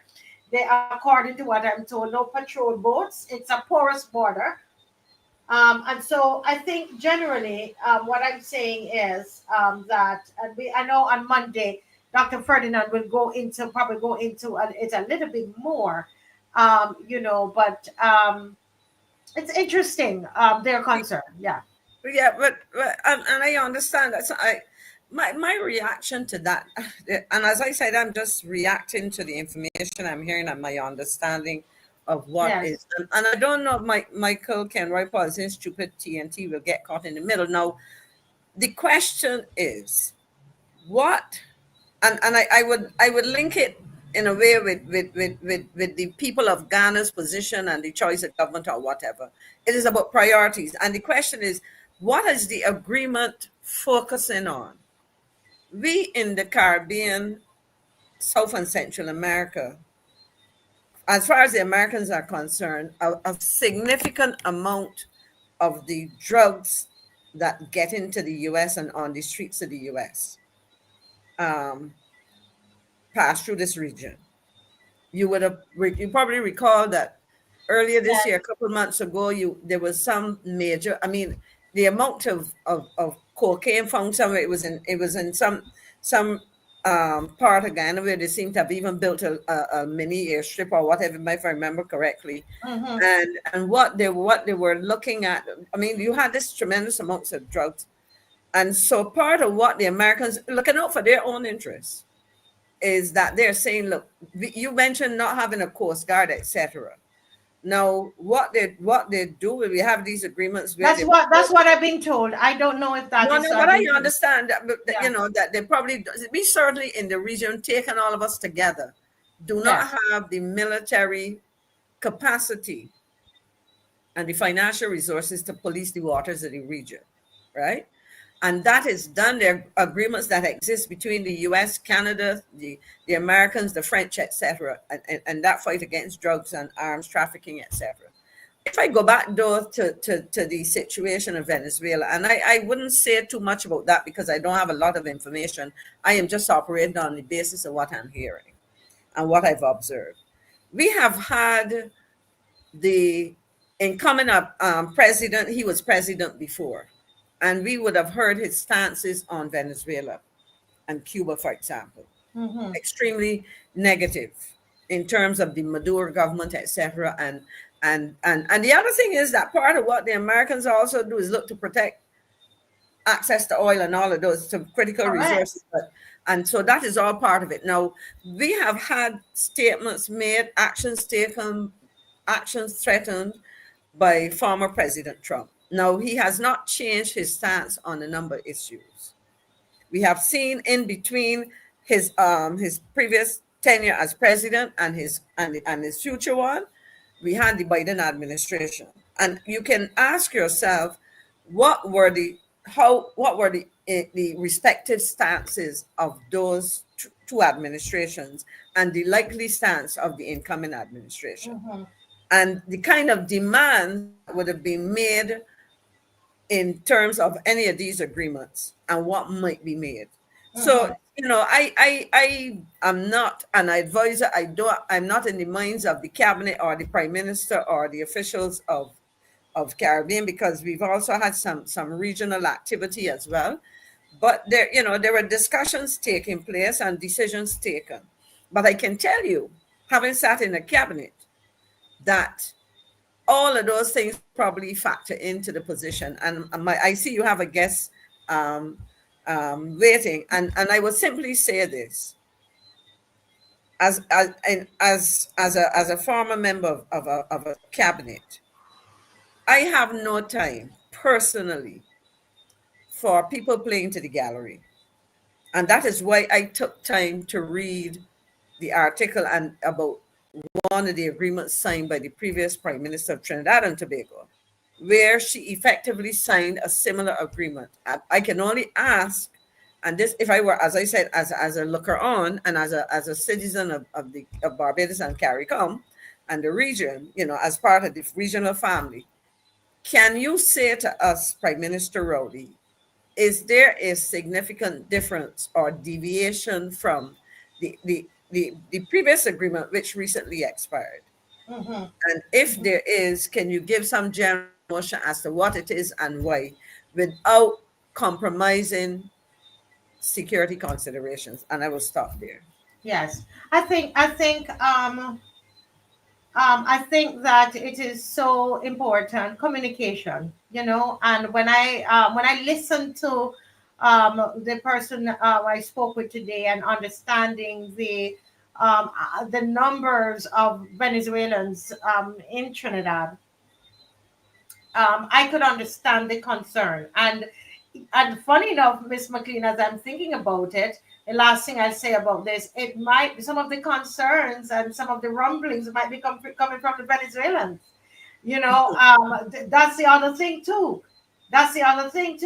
That some of that might be coming from that quarter. So it's not it's not a straightforward, you know, and that's why the clarification is important. And I'm glad that, yes, I believe there's some play to the gallery, but I'm glad though that as the leader of the opposition that she could raise it. And but she should tell you what she did, in all fairness. Yes, because we behave as if this is something new from my reading of the article. Yes, I understand. Point taken, Miss McLean. Well, we have a wonderful young man here, Nathan Weeks. My namesake, not related, not that I know of, but we met in the UK Trinidad. when I was in the Oh, UK, and we did that roadside parliament in the UK. I met Nathan Weeks, and he came up to me and he said, "Listen, I want to get involved," and you know that I'm going to be excited with that. Yes, Naeem, I'm seeing transparency and accountability. Correct. That is what the people of Trinidad are asking for, and I'm in total agreement with you, Naeem. We will pick this up on Monday. But we're happy to have Nathan with us. He's from the diaspora, and he's going to just be sharing with us some of the concerns that he has. Some things, because he's in the diaspora. I don't know. He's studying. I don't know if he's going to come back to Barbados to live. We're going to chat with him. Nathan, welcome to the Marcia Week Show. Good night. Good night, everyone. hello. Thank you for having me. Yes, me and Mrs. Weeks met in the UK at an event that was held by Mr. Tyrone Roach about connecting the UK, the Bajan diaspora the back to England, so the Bajans that are in England back to Barbados, because some of the older generation, some that are in the UK, some of them do not want to come back to do not want to come back to Barbados. I don't know for what other reasons or why they don't want to come back. But me personally, every opportunity that I get, I'm in Barbados. I always come back home for Christmas or what's not, because I just love Barbados. There's something Yes. different about Barbados that it That's makes me feel wonderful. alive. Oh my God. So you're in good company because Miss Yeah, McLean loves the sound of that. yeah. So let me ask you, Nathan. Nathan, how we could be your mom, and yeah. How old are you, Nathan? I'm 24. Nathan is 24 years old, and you're in the UK. And what are you studying? I'm studying law and criminology. Law and criminology. And how long you've been there, and how much more time you have for your Um, I course? I graduate next year, July. I've been back in the UK now for 4 or 5 years now. So I'm not just studying the law and criminology. I'm also playing cricket and coaching as well. So Cricket. that has Oh opened up wow. other avenues as well for me going back to the UK as well. So you are so did you go up on a cricket scholarship? I'm wondering. No, no. This is the thing I love about Bajans, I tell you.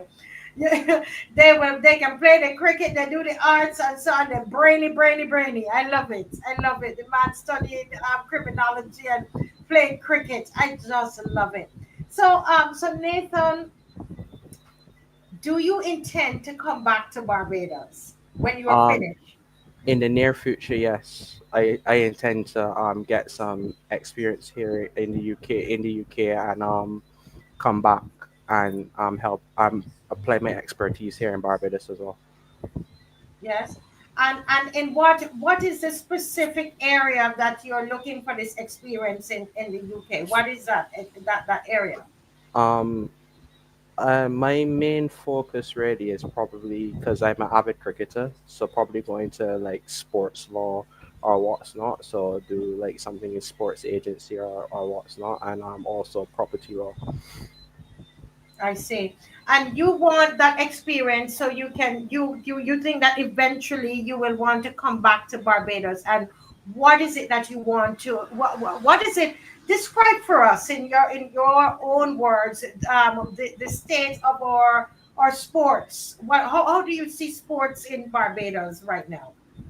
There's limited opportunities for youngsters in sports in Barbados, not just Barbados, across the Caribbean. So you have to create your own opportunities because sport is a very like close knit, small knit community where you have to, create your own opportunities, branch out because there's a very big gap between under 19 cricket and senior cricket.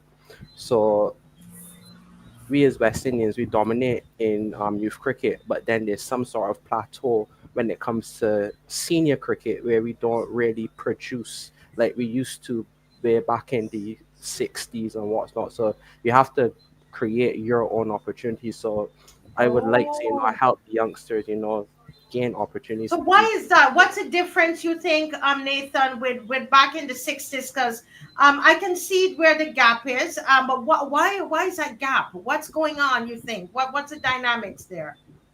the argument is always money, but with the money, what do they do to invest the money to, build the infrastructure to create the cricketers that we need? And, Hmm.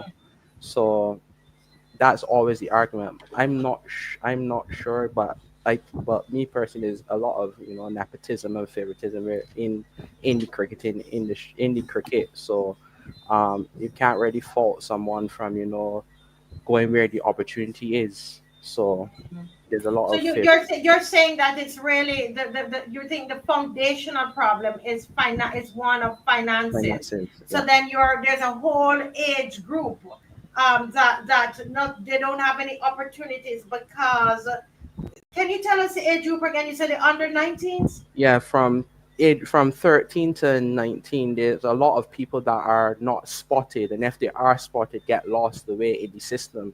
So if you do not want to get lost in the system, then you have to, create the opportunity for yourself. Like, look on research online and stuff like that to see where you can go to, increase your stock. Because Wow. some That's people might say like they're going to do it for you, but then they don't fall through with their word. So you have to do it for yourself.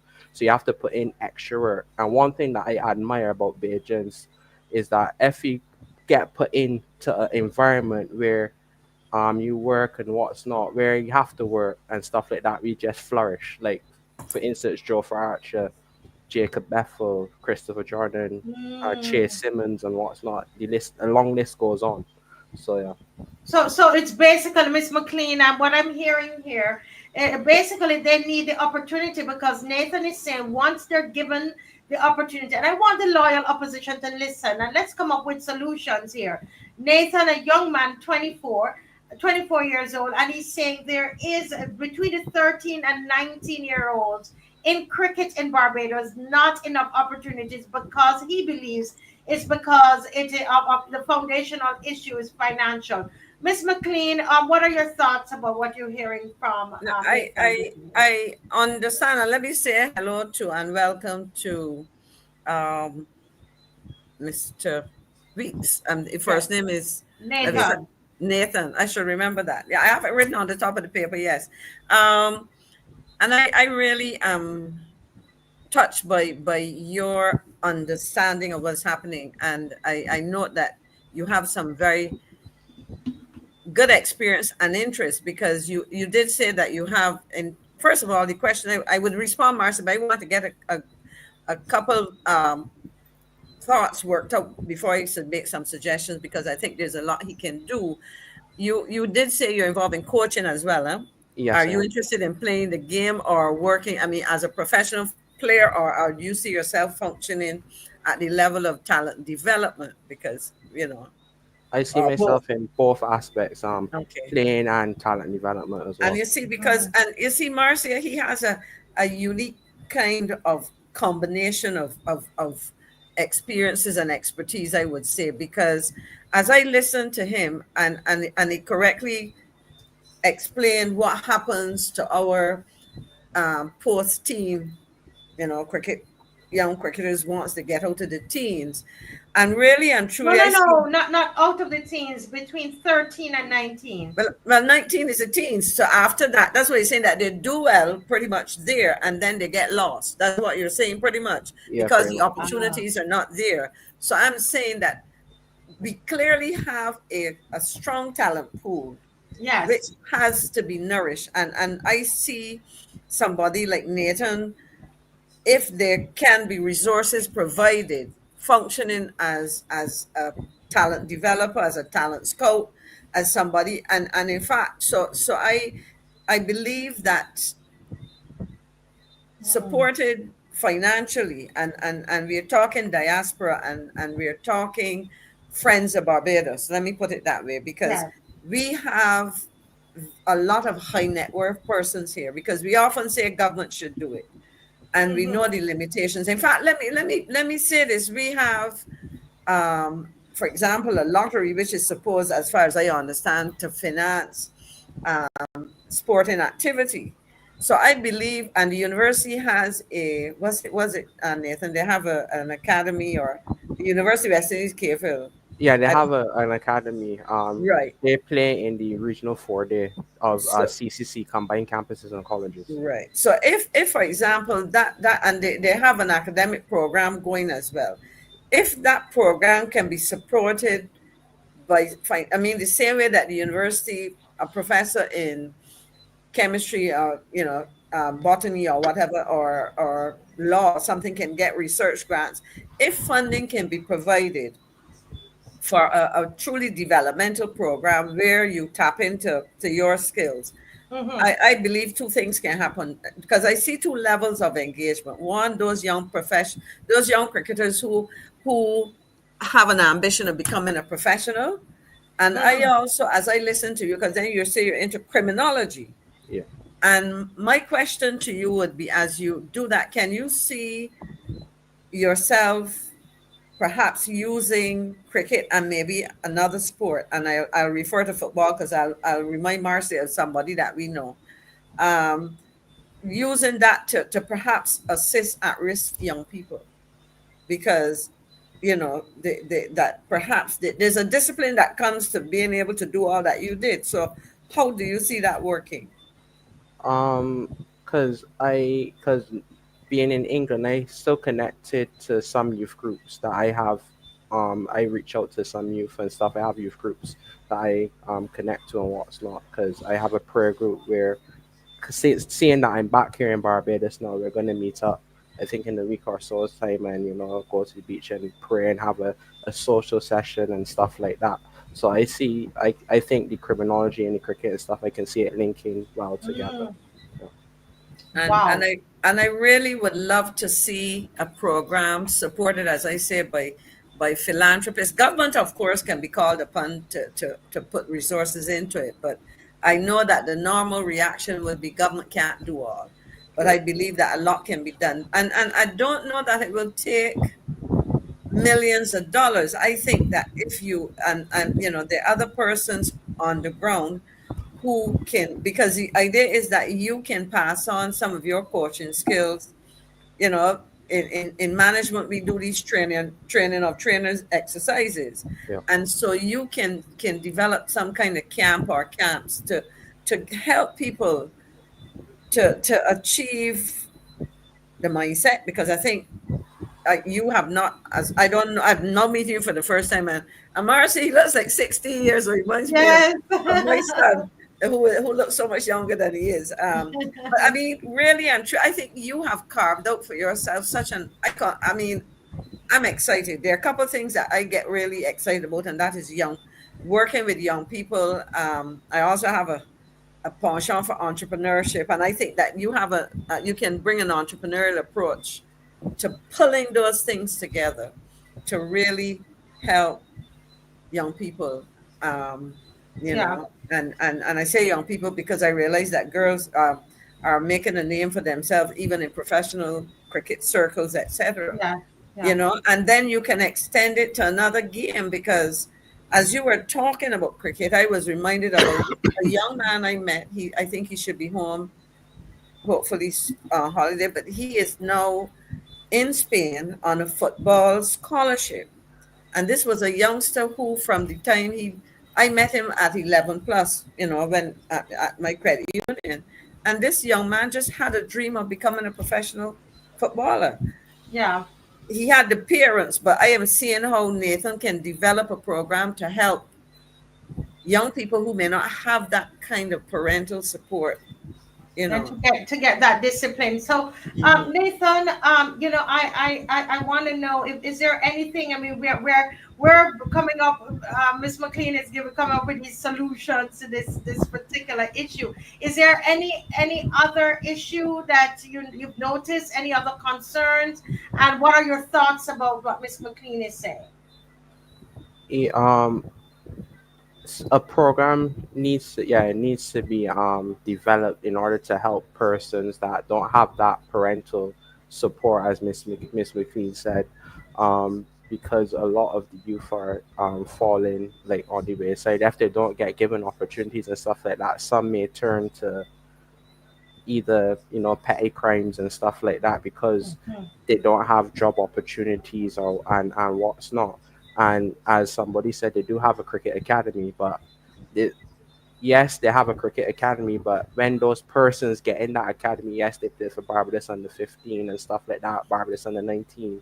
And then when it gets to senior level or first class cricket, majority of them are playing club cricket and then doing a 9 to 5, and then they don't get picked or get a tryout to play for West Yes. Indies or what's not. So they get forgotten about. They could have done what they done, won the cup with West Indies under 19, and then they're forgotten about and they're not heard about on the international scene again.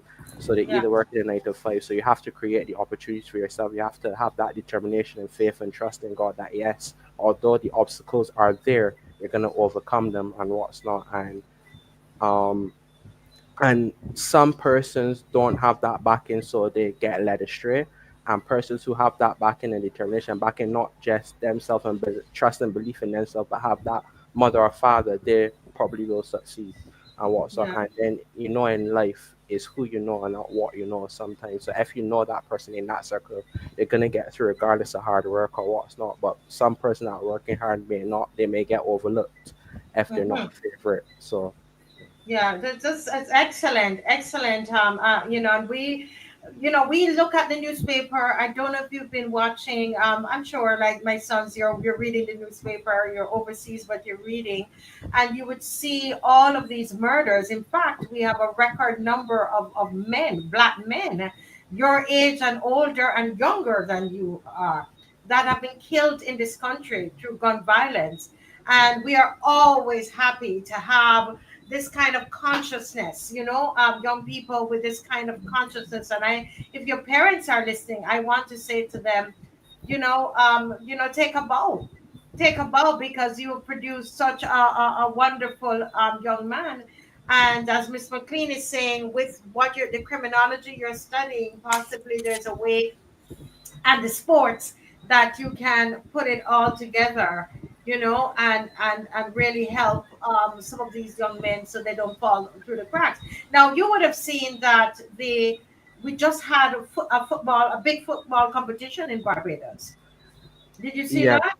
I saw it, but I don't really follow football in Barbados that I closely. know, because Yeah, you're in the cricket, yeah, but the details of it is, and I was surprised of the winners because of this cup, because I thought that it was something to help the young people who were getting in trouble, the ones who are on the block. But it was won by the students at UWI. Am I wrong in saying that? Because that's my understanding. It was won by UE, and I think it was just across the country. But I have a sense of why the university would have been in a position to win, because a lot of the facilities, because they have the facilities, the very things that we're talking about. And in fact, so that's But what, that's the point I was making. So what I was saying, Nathan, is that when I looked, as Miss McLean is saying, I looked and I saw that UE, whatever, they have the facility there to train. They have, and they would have probably possibly been training a lot and have the discipline, and they have the full package. So they won the $100,000. But I'm listening to you, and you're talking about the lack of finances, and so on. And so the question is always, how do we get the money to the people, who really, really, really, really need it, but as you said, you weren't watching, so you didn't know much about it. but if we could put it to cricket, I would suggest that perhaps what might have been a better thing, instead of having one big pot going to one team, that they might have had prizes done differently. I don't know what you think, Nathan. If you had to organize because I wrote a note here, probably a national initiative where there are community elements, so that if you had money, rather than one team getting, $100,000, there might have been a bit more money, but broken down in a way that more teams would have been able to benefit, if you see what I mean. Yeah, I understand what you're meaning. Like in terms of like a tournament, like where the the first, second, third, and fourth place get a sort of a split Yes. equal amount of the prize fund. So you might have had $50,000, 25, 15, and 10 or something like that. So that, at least it was spread among the teams, because the winner takes all in this case. Right. Ah, the winner, right? That's the thing. But look what Sherlock Worrell is saying, and I know we just have 2 more minutes, Nathan. But Sherlock Worrell is saying the cricketers in the sixties and seventies did not have a lot of money, Yeah, but had it's to true. work hard and go to practice in the evening, It's true. Nathan. And there were no coaches back then, Nathan. The hard work and determination. What you talking about? Them not having opportunities. So Sherlock is disagreeing with you. Right, it's true. Back in the 60s and 70s, they played for the pride of West Indies, like using that to get back to the colonial masters, the English. But now that there's a lot of money, the IPL is floating about and stuff.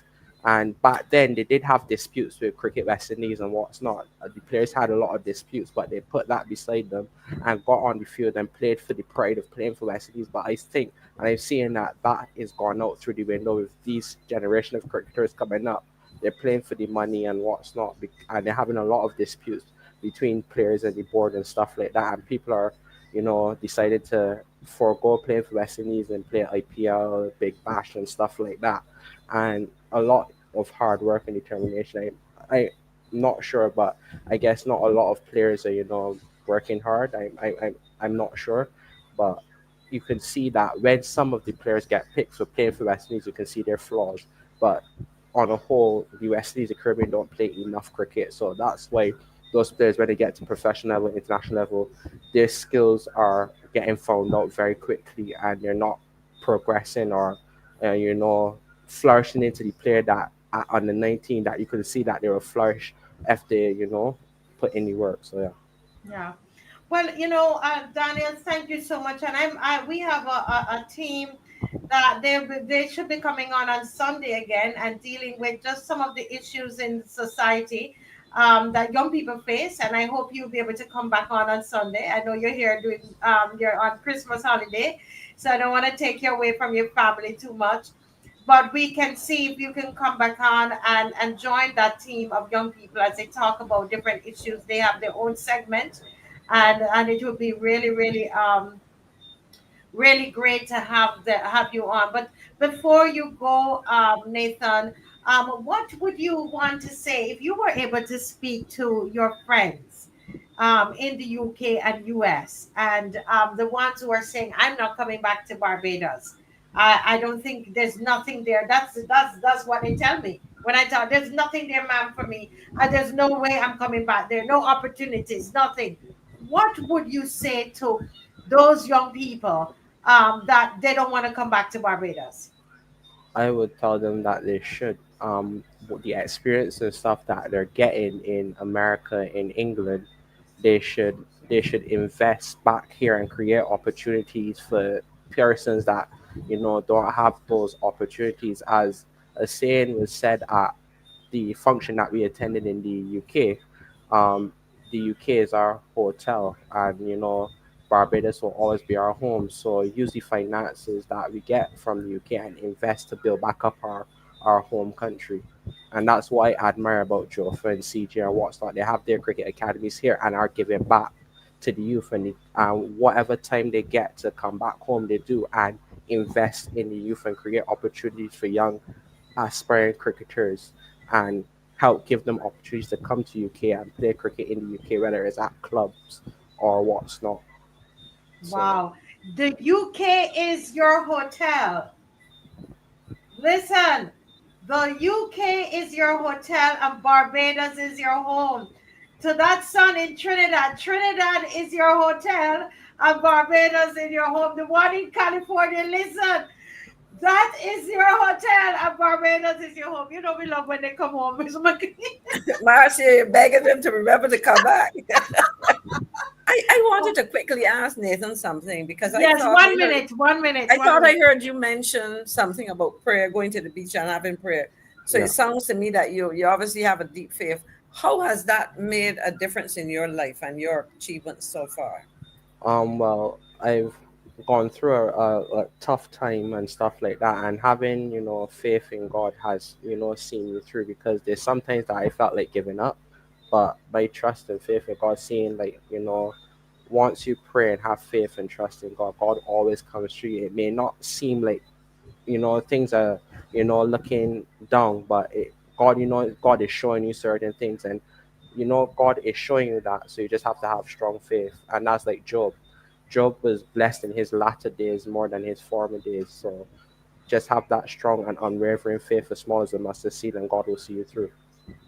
You got to come back. I'm seeing your mom. I can say it's your mom. She wrote, "Life is now so expensive that persons need careers. So looking for a lucrative avenue that can be obtained through cricket." Yes, and she says here, "I'm his mom, so I'm allowed to say it.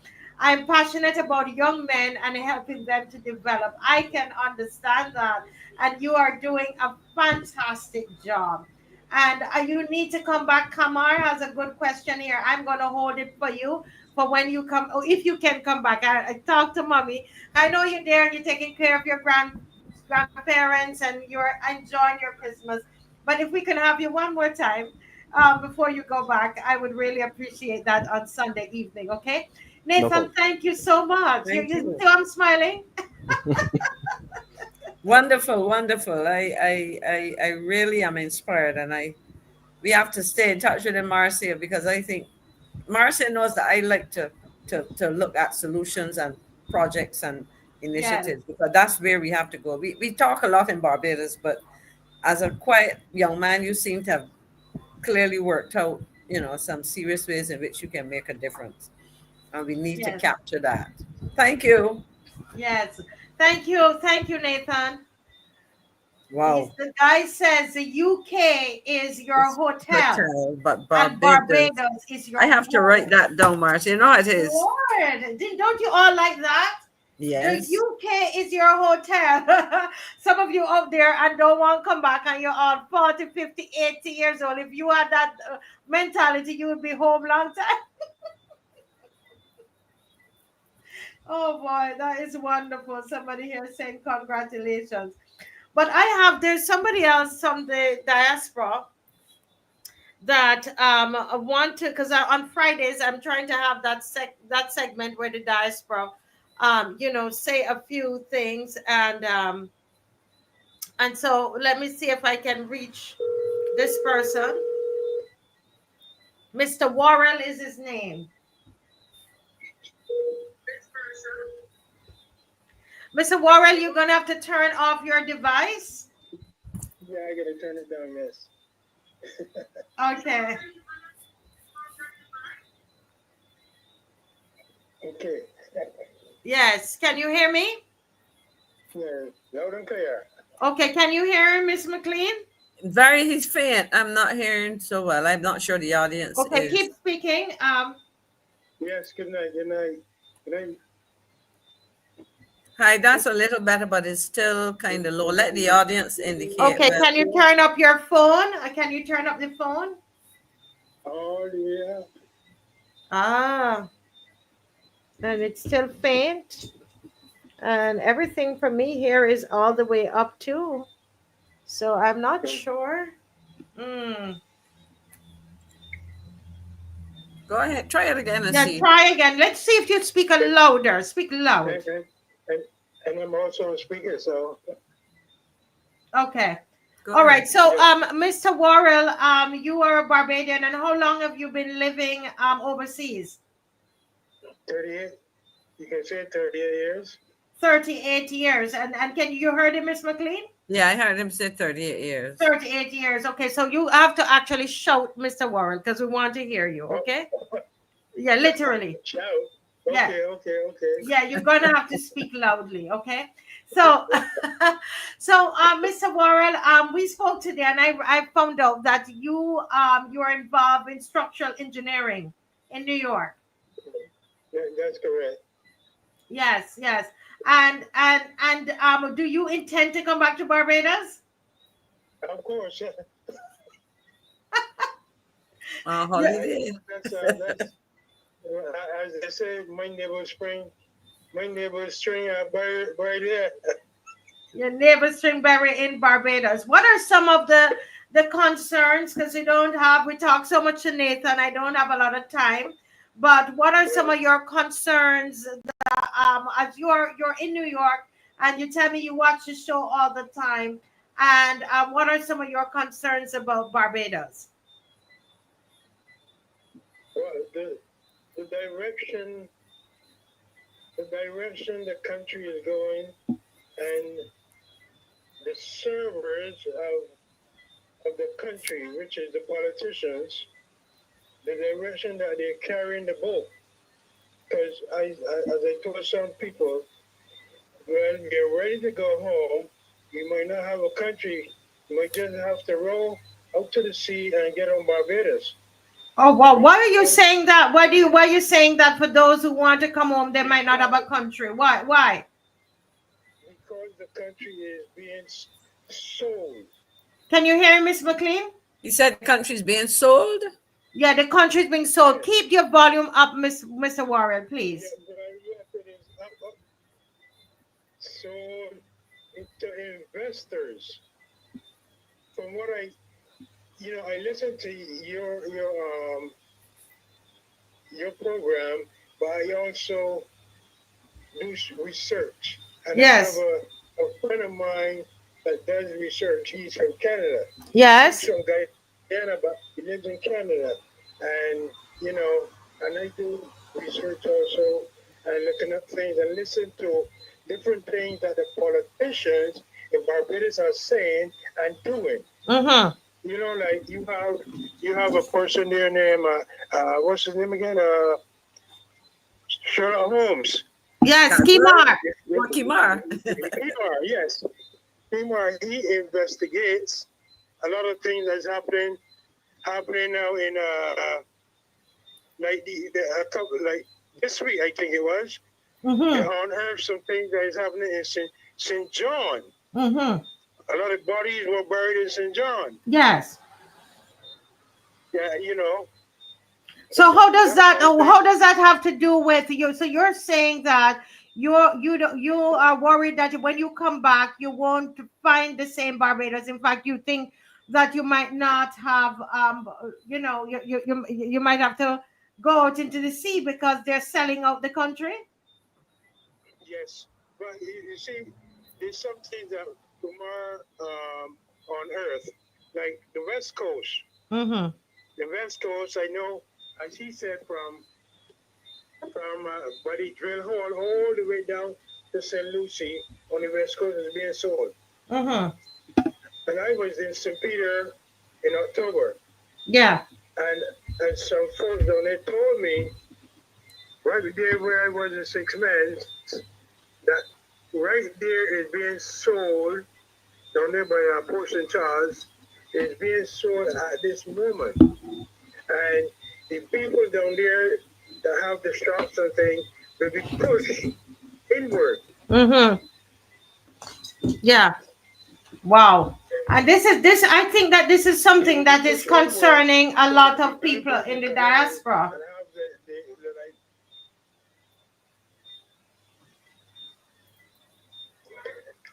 Yes, of course. Yes.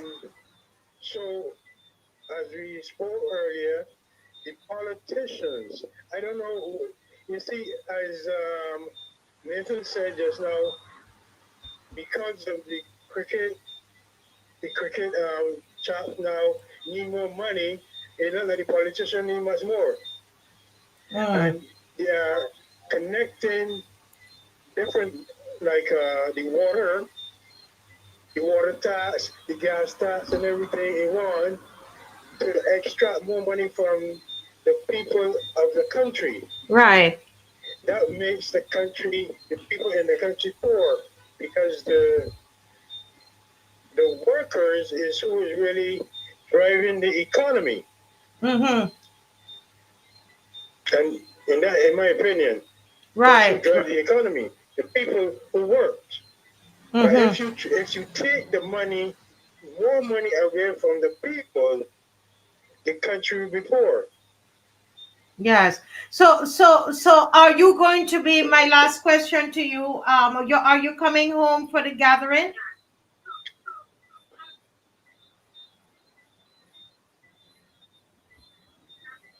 No, that's a political thing. You're not coming for the gathering because you think it's a political No, thing. absolutely not. I come home and want to see my family. Uh, yes, that is to gather votes for possibly next year when she decides to call elections. Okay, that's interesting. I have not And we heard. have to, like, as I told you today, the key is between 23 and 44. Those people, the millennium people, they have a unique way of communicating. They communicate via the social media, Mhm. and you got to get in their head that the politicians are there for themselves and not the people, and they have to be very strategic in voting. Right. So you're calling on the millennials. Well, let's hope that we can get. I would love to hear more on that. And let's hope that we can get our technical stuff sorted out. I'm not sure if it's you or it's us. I think it got a little better though, Miss McLean. We are hearing him a bit better. Yeah. But let me thank you so much, Mr. Warren, and let's hope this is not the first time that we're gonna connect. I'm gonna see. Huh? Let me say something else. I don't know if I can say it on this show, but the two elections that you all had there, and give those people 30 and then 30. That to me don't make sense. Okay. Right. I heard some stuff when I was there in October. I don't want to say it on this show because I heard some stuff. The same thing goes on here. Okay. All right. No problem. We will talk. Well, thank you. Thank you so much. And it's great to have this conversation with you. Thank you, Mr. Warrell.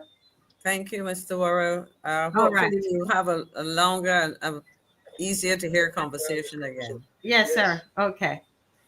Yes. That's interesting. He says he's not coming home because he believes that the gathering is political. Let me ask any of those who are in the diaspora who are watching, is that how you feel about the gathering, and why? I have not heard it put like that before. Anybody else out there? Actually, I heard there's someone, I think Shakwani I was speaking to, and she told me she saw a banner and promoting the We Gathering, and it had the BLP poster on it, BLP logo. I haven't seen it. I just That was heard an activity out of the UK, I think it was. out of Yeah. the UK, but I'll Warren look is, for it and I'll send it to you. yeah, but Warren is in he is The US. in the US. Anybody else believe that it is political and they're not coming home for it? Anybody else have that issue with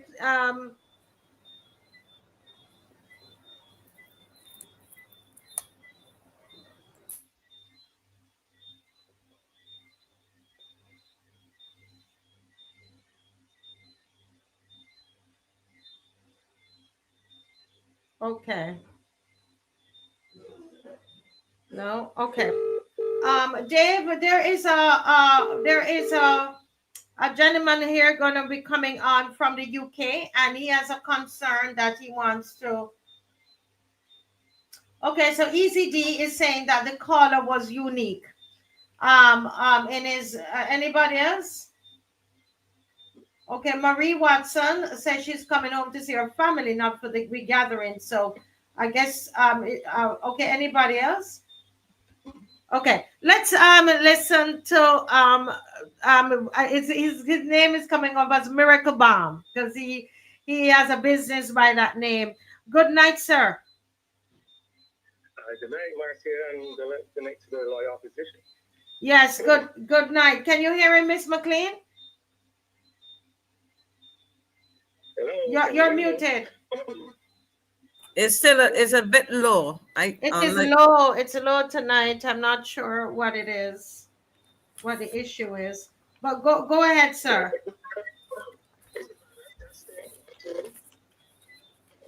Can you hear me? Yes, Yes. we're hearing you now. Go ahead. Okay.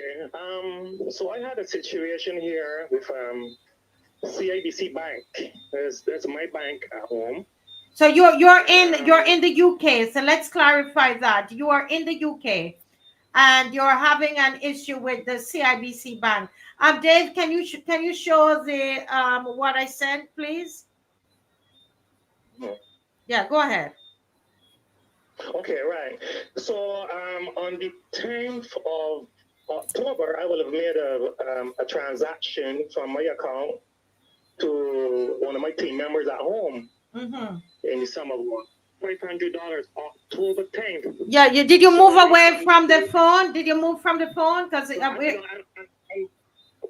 just try to change my location. Let me see if it's a little better. Yeah, whatever you did just before what you did there was good. Okay, can you hear me? Is this okay? It's okay, but the first time was even better still. Yeah. Okay, I guess maybe connection. So I'm just trying. Yeah, it's okay. Right. So I made on the 10th of October, I made a transaction from my account, CIBC, to the Public Workers Credit Union, to one of my team members. He's dropped out. Right. Yes, go ahead, sir. You can hear me. Right. So that's like over 2 months ago. So I had called the bank around the 18th and tried to inquire in what is happening. All right. And they told me, okay, they realize that there's a problem and they are going to check it out. Yes. They're going to try to do a quest, they're going to check it out.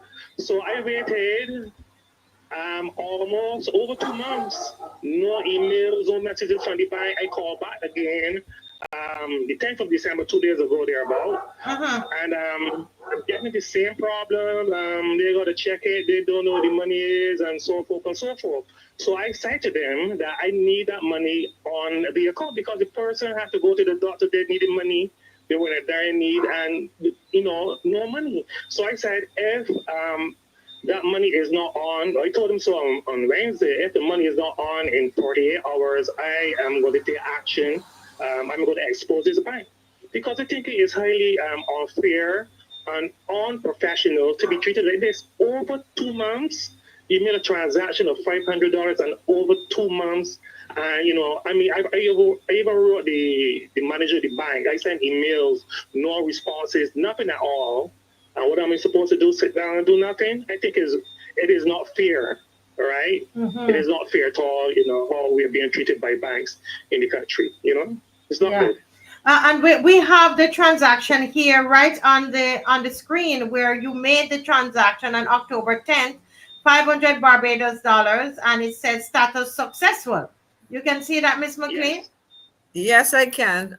So that's the transaction to the bank, and they were supposed to then send it on to a credit union. That's what I understand. Yes, and we remove the accounts, the numbers here, and this is he was paying salaries with it, and that is the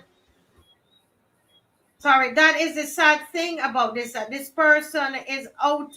They haven't gotten their money yet, and this is October 10th.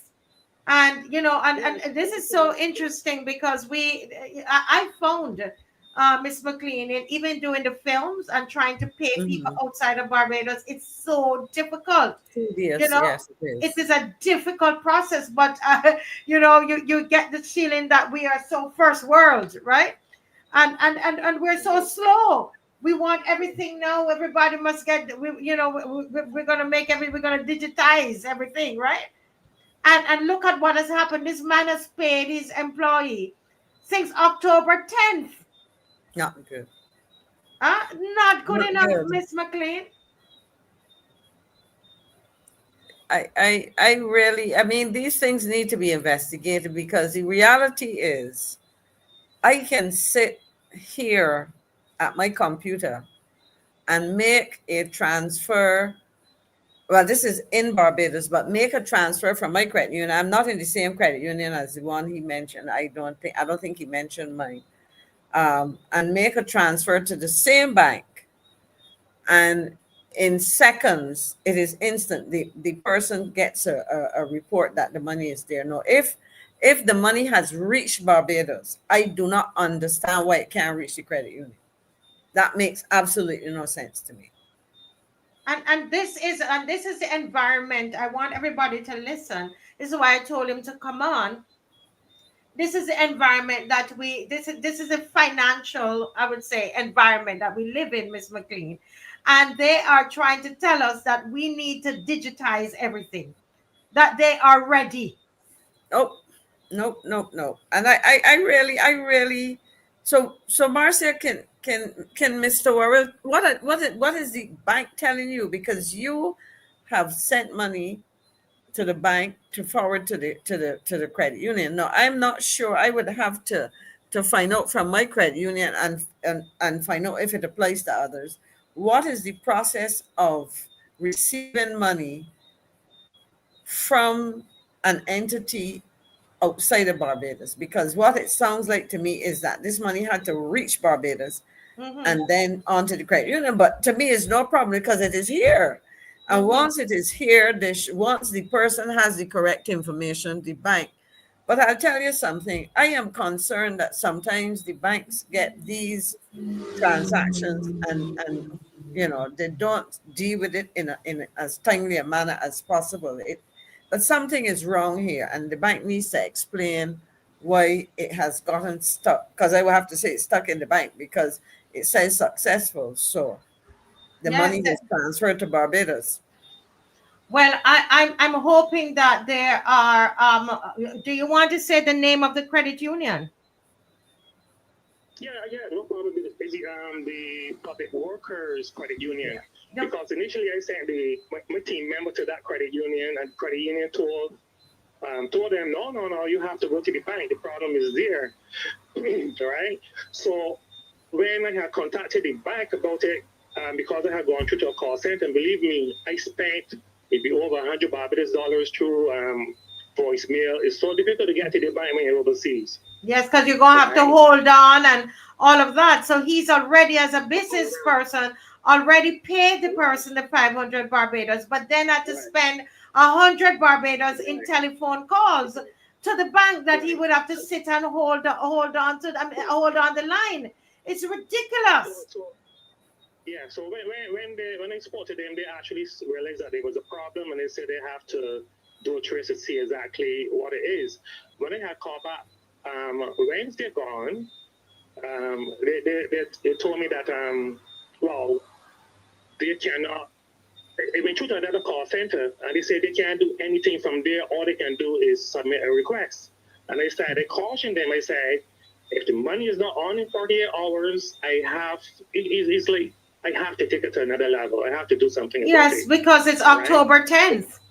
And yes, so And you earlier today, and I called back earlier again today, and the lady said, okay, she's going to speak to her supervisor, and they can see what they could do. They have to trace it. I mean, Marcy, over 2 months. yes. I mean, my team member called me. I mean, like, tell me her anxiety through the roof because she had to go to the doctor, and there was no money. Yeah, I find it is very well. Yeah, so what we're going to do, this section of it, I'm going to cut out and let it and send it around for you. But you can do your own thing and get it out. I will send you what we've done so that you don't have to show the name of the person and so on. I'll show you the edited version. Thanks to the person who did that for us this evening. But no, we are not ready. We are not ready. And this is what, when we complain and we tell the government, Mr. Worrell, that we're not ready. Not Mr. Worrell, that we want a choice to go digital with our money. We must have a choice, Barbados. We must have a choice because we cannot trust. The systems are not ready for this. It's just not ready. Thank you so much, caller. Thank you for having me this. on this evening as well. Yes, sir. God bless. Yes. Okay. Well, he would have had to stay up. He's in the UK, so he had to stay up and wait, so that missing his sleep again, to get the word out. My goodness, they're not ready. Yes, you're correct, Michelle. They're not ready, but telling people about cashless system. Give me a break. Oh my Lord, Dave. We have 5 minutes, so let's get back to our ads. We want to promote our cup. We have a cup, Miss McLean, and we have to promote the show. So I'll wait while Dave is bringing that up. Let me let everybody know that on Sunday,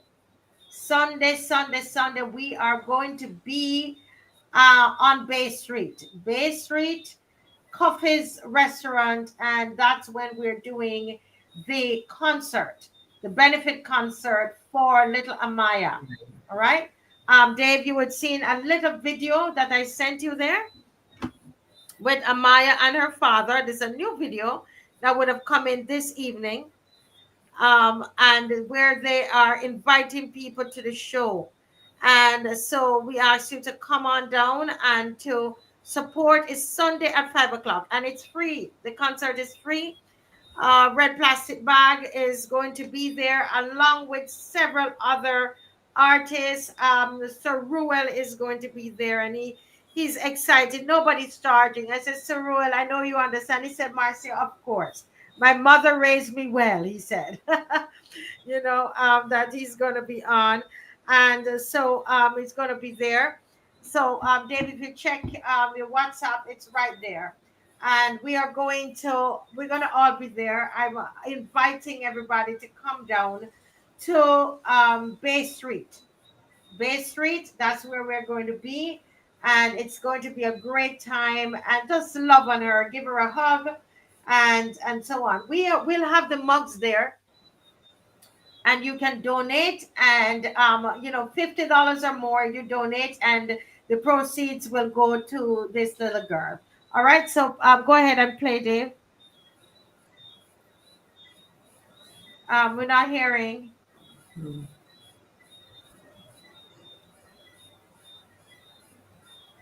In the meantime, folks, please remember to prepare for Sunday. Prepare for Sunday. It takes a little bit out of your cleaning or whatever else you were doing, but it's a good cause. Go ahead, Dave. Let's see if it plays now. Hi, good night, everyone.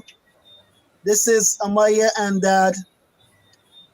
We are thanking you all for your support through the journey of getting her liver transplant. Thank you for giving me hope. And we hope that you can attend Amaya's benefit concert here at Coffee's in Bay Street,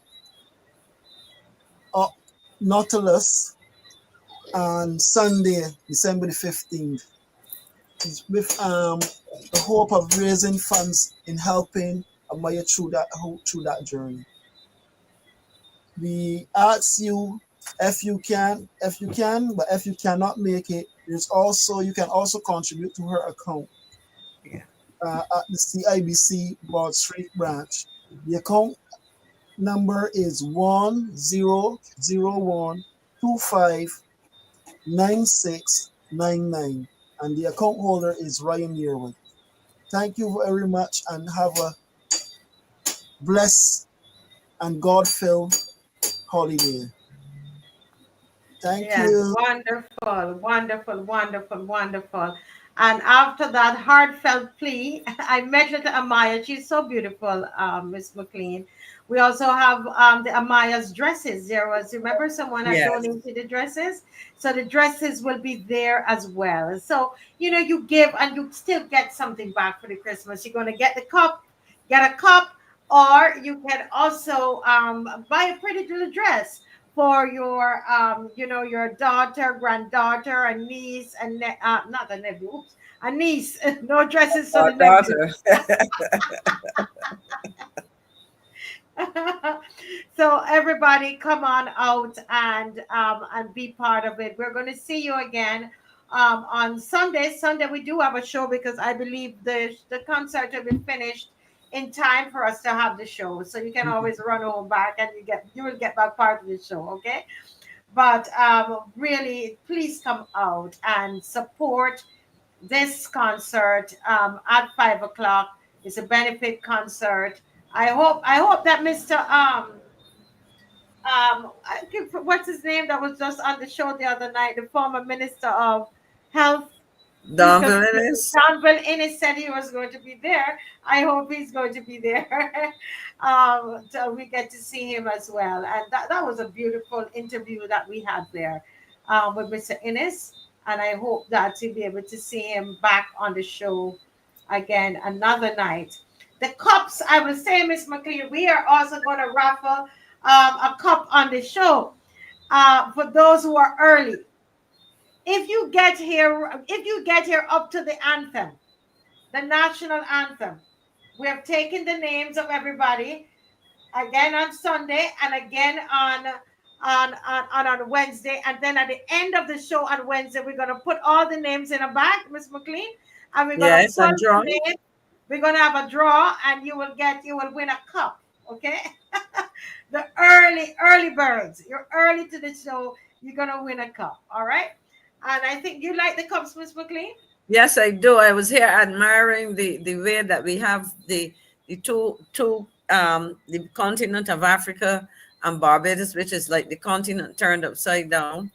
And I like the message on the cup, so. Yes. Educate, agitate, motivate, and mobilize Africa and its diaspora. I think it's wonderful. And that's our motto. That's what we do. Yes.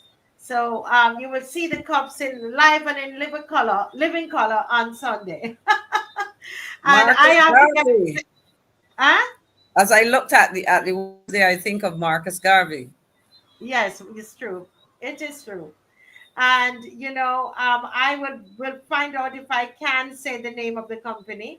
I have to get permission because they're giving the cups to us at cost. Right. Ms. McLean. Okay, that's good. So we're getting them at cost so that we are That's able. appreciated. Yeah. Yes, we're able to help with the proceeds, right? With the profits.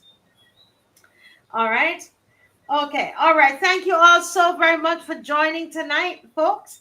And we will see you again on Sunday, 5 o'clock. We are at Bay Street, Coffees on Bay Street. Thank you. And God bless you. Thank you. Bless Yes. you. Have a good one. Good Bye-bye. night.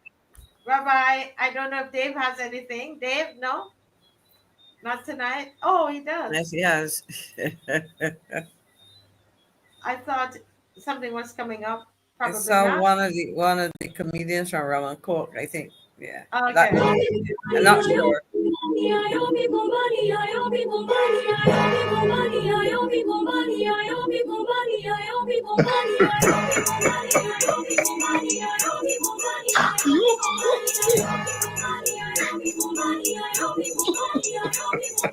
Christmas time, things look bad. I need some money in my hand. I want 8 grand this Christmas. I got big plans this Christmas. Now my hair much worse off. The light and the water turn off. Because I get down this Christmas. Now I can't get a ham this Christmas. Christmas time, I did break. Up to my neck in debt. A friend of mine tell me don't stress. He asked me if I got a grand to invest. He in this thing is invest a grand. In less than a month you get it in your hand. I ain't got a grand and I implant a bar. He told me them got one for just $100. If he him at a church, if the pastor one. After a week and you don't get nothing, you guaranteed a refund. Yeah, that could work. Plus I feel safer because it really church. So I give him mother the 100 to get in. She tell me to bring people to get my blessing. Gypsy, hurry up, real money making. The church got a group chat, so I get let in. Christmas time, things look bad. I need some money in my hand. I want 8 grand this Christmas. I got big plans this Christmas. Now I'm here, much worse off. The light and the water turn off. Because I get scammed this Christmas. Now I can't get a ham this Christmas. Christmas scam. Don't get scammed this Christmas. All right, guys. Good night. Good night. So he deserves to God join. bless you. The uncles, the Bye-bye. cousins, Merry the Christmas. mothers, and the outside lovers.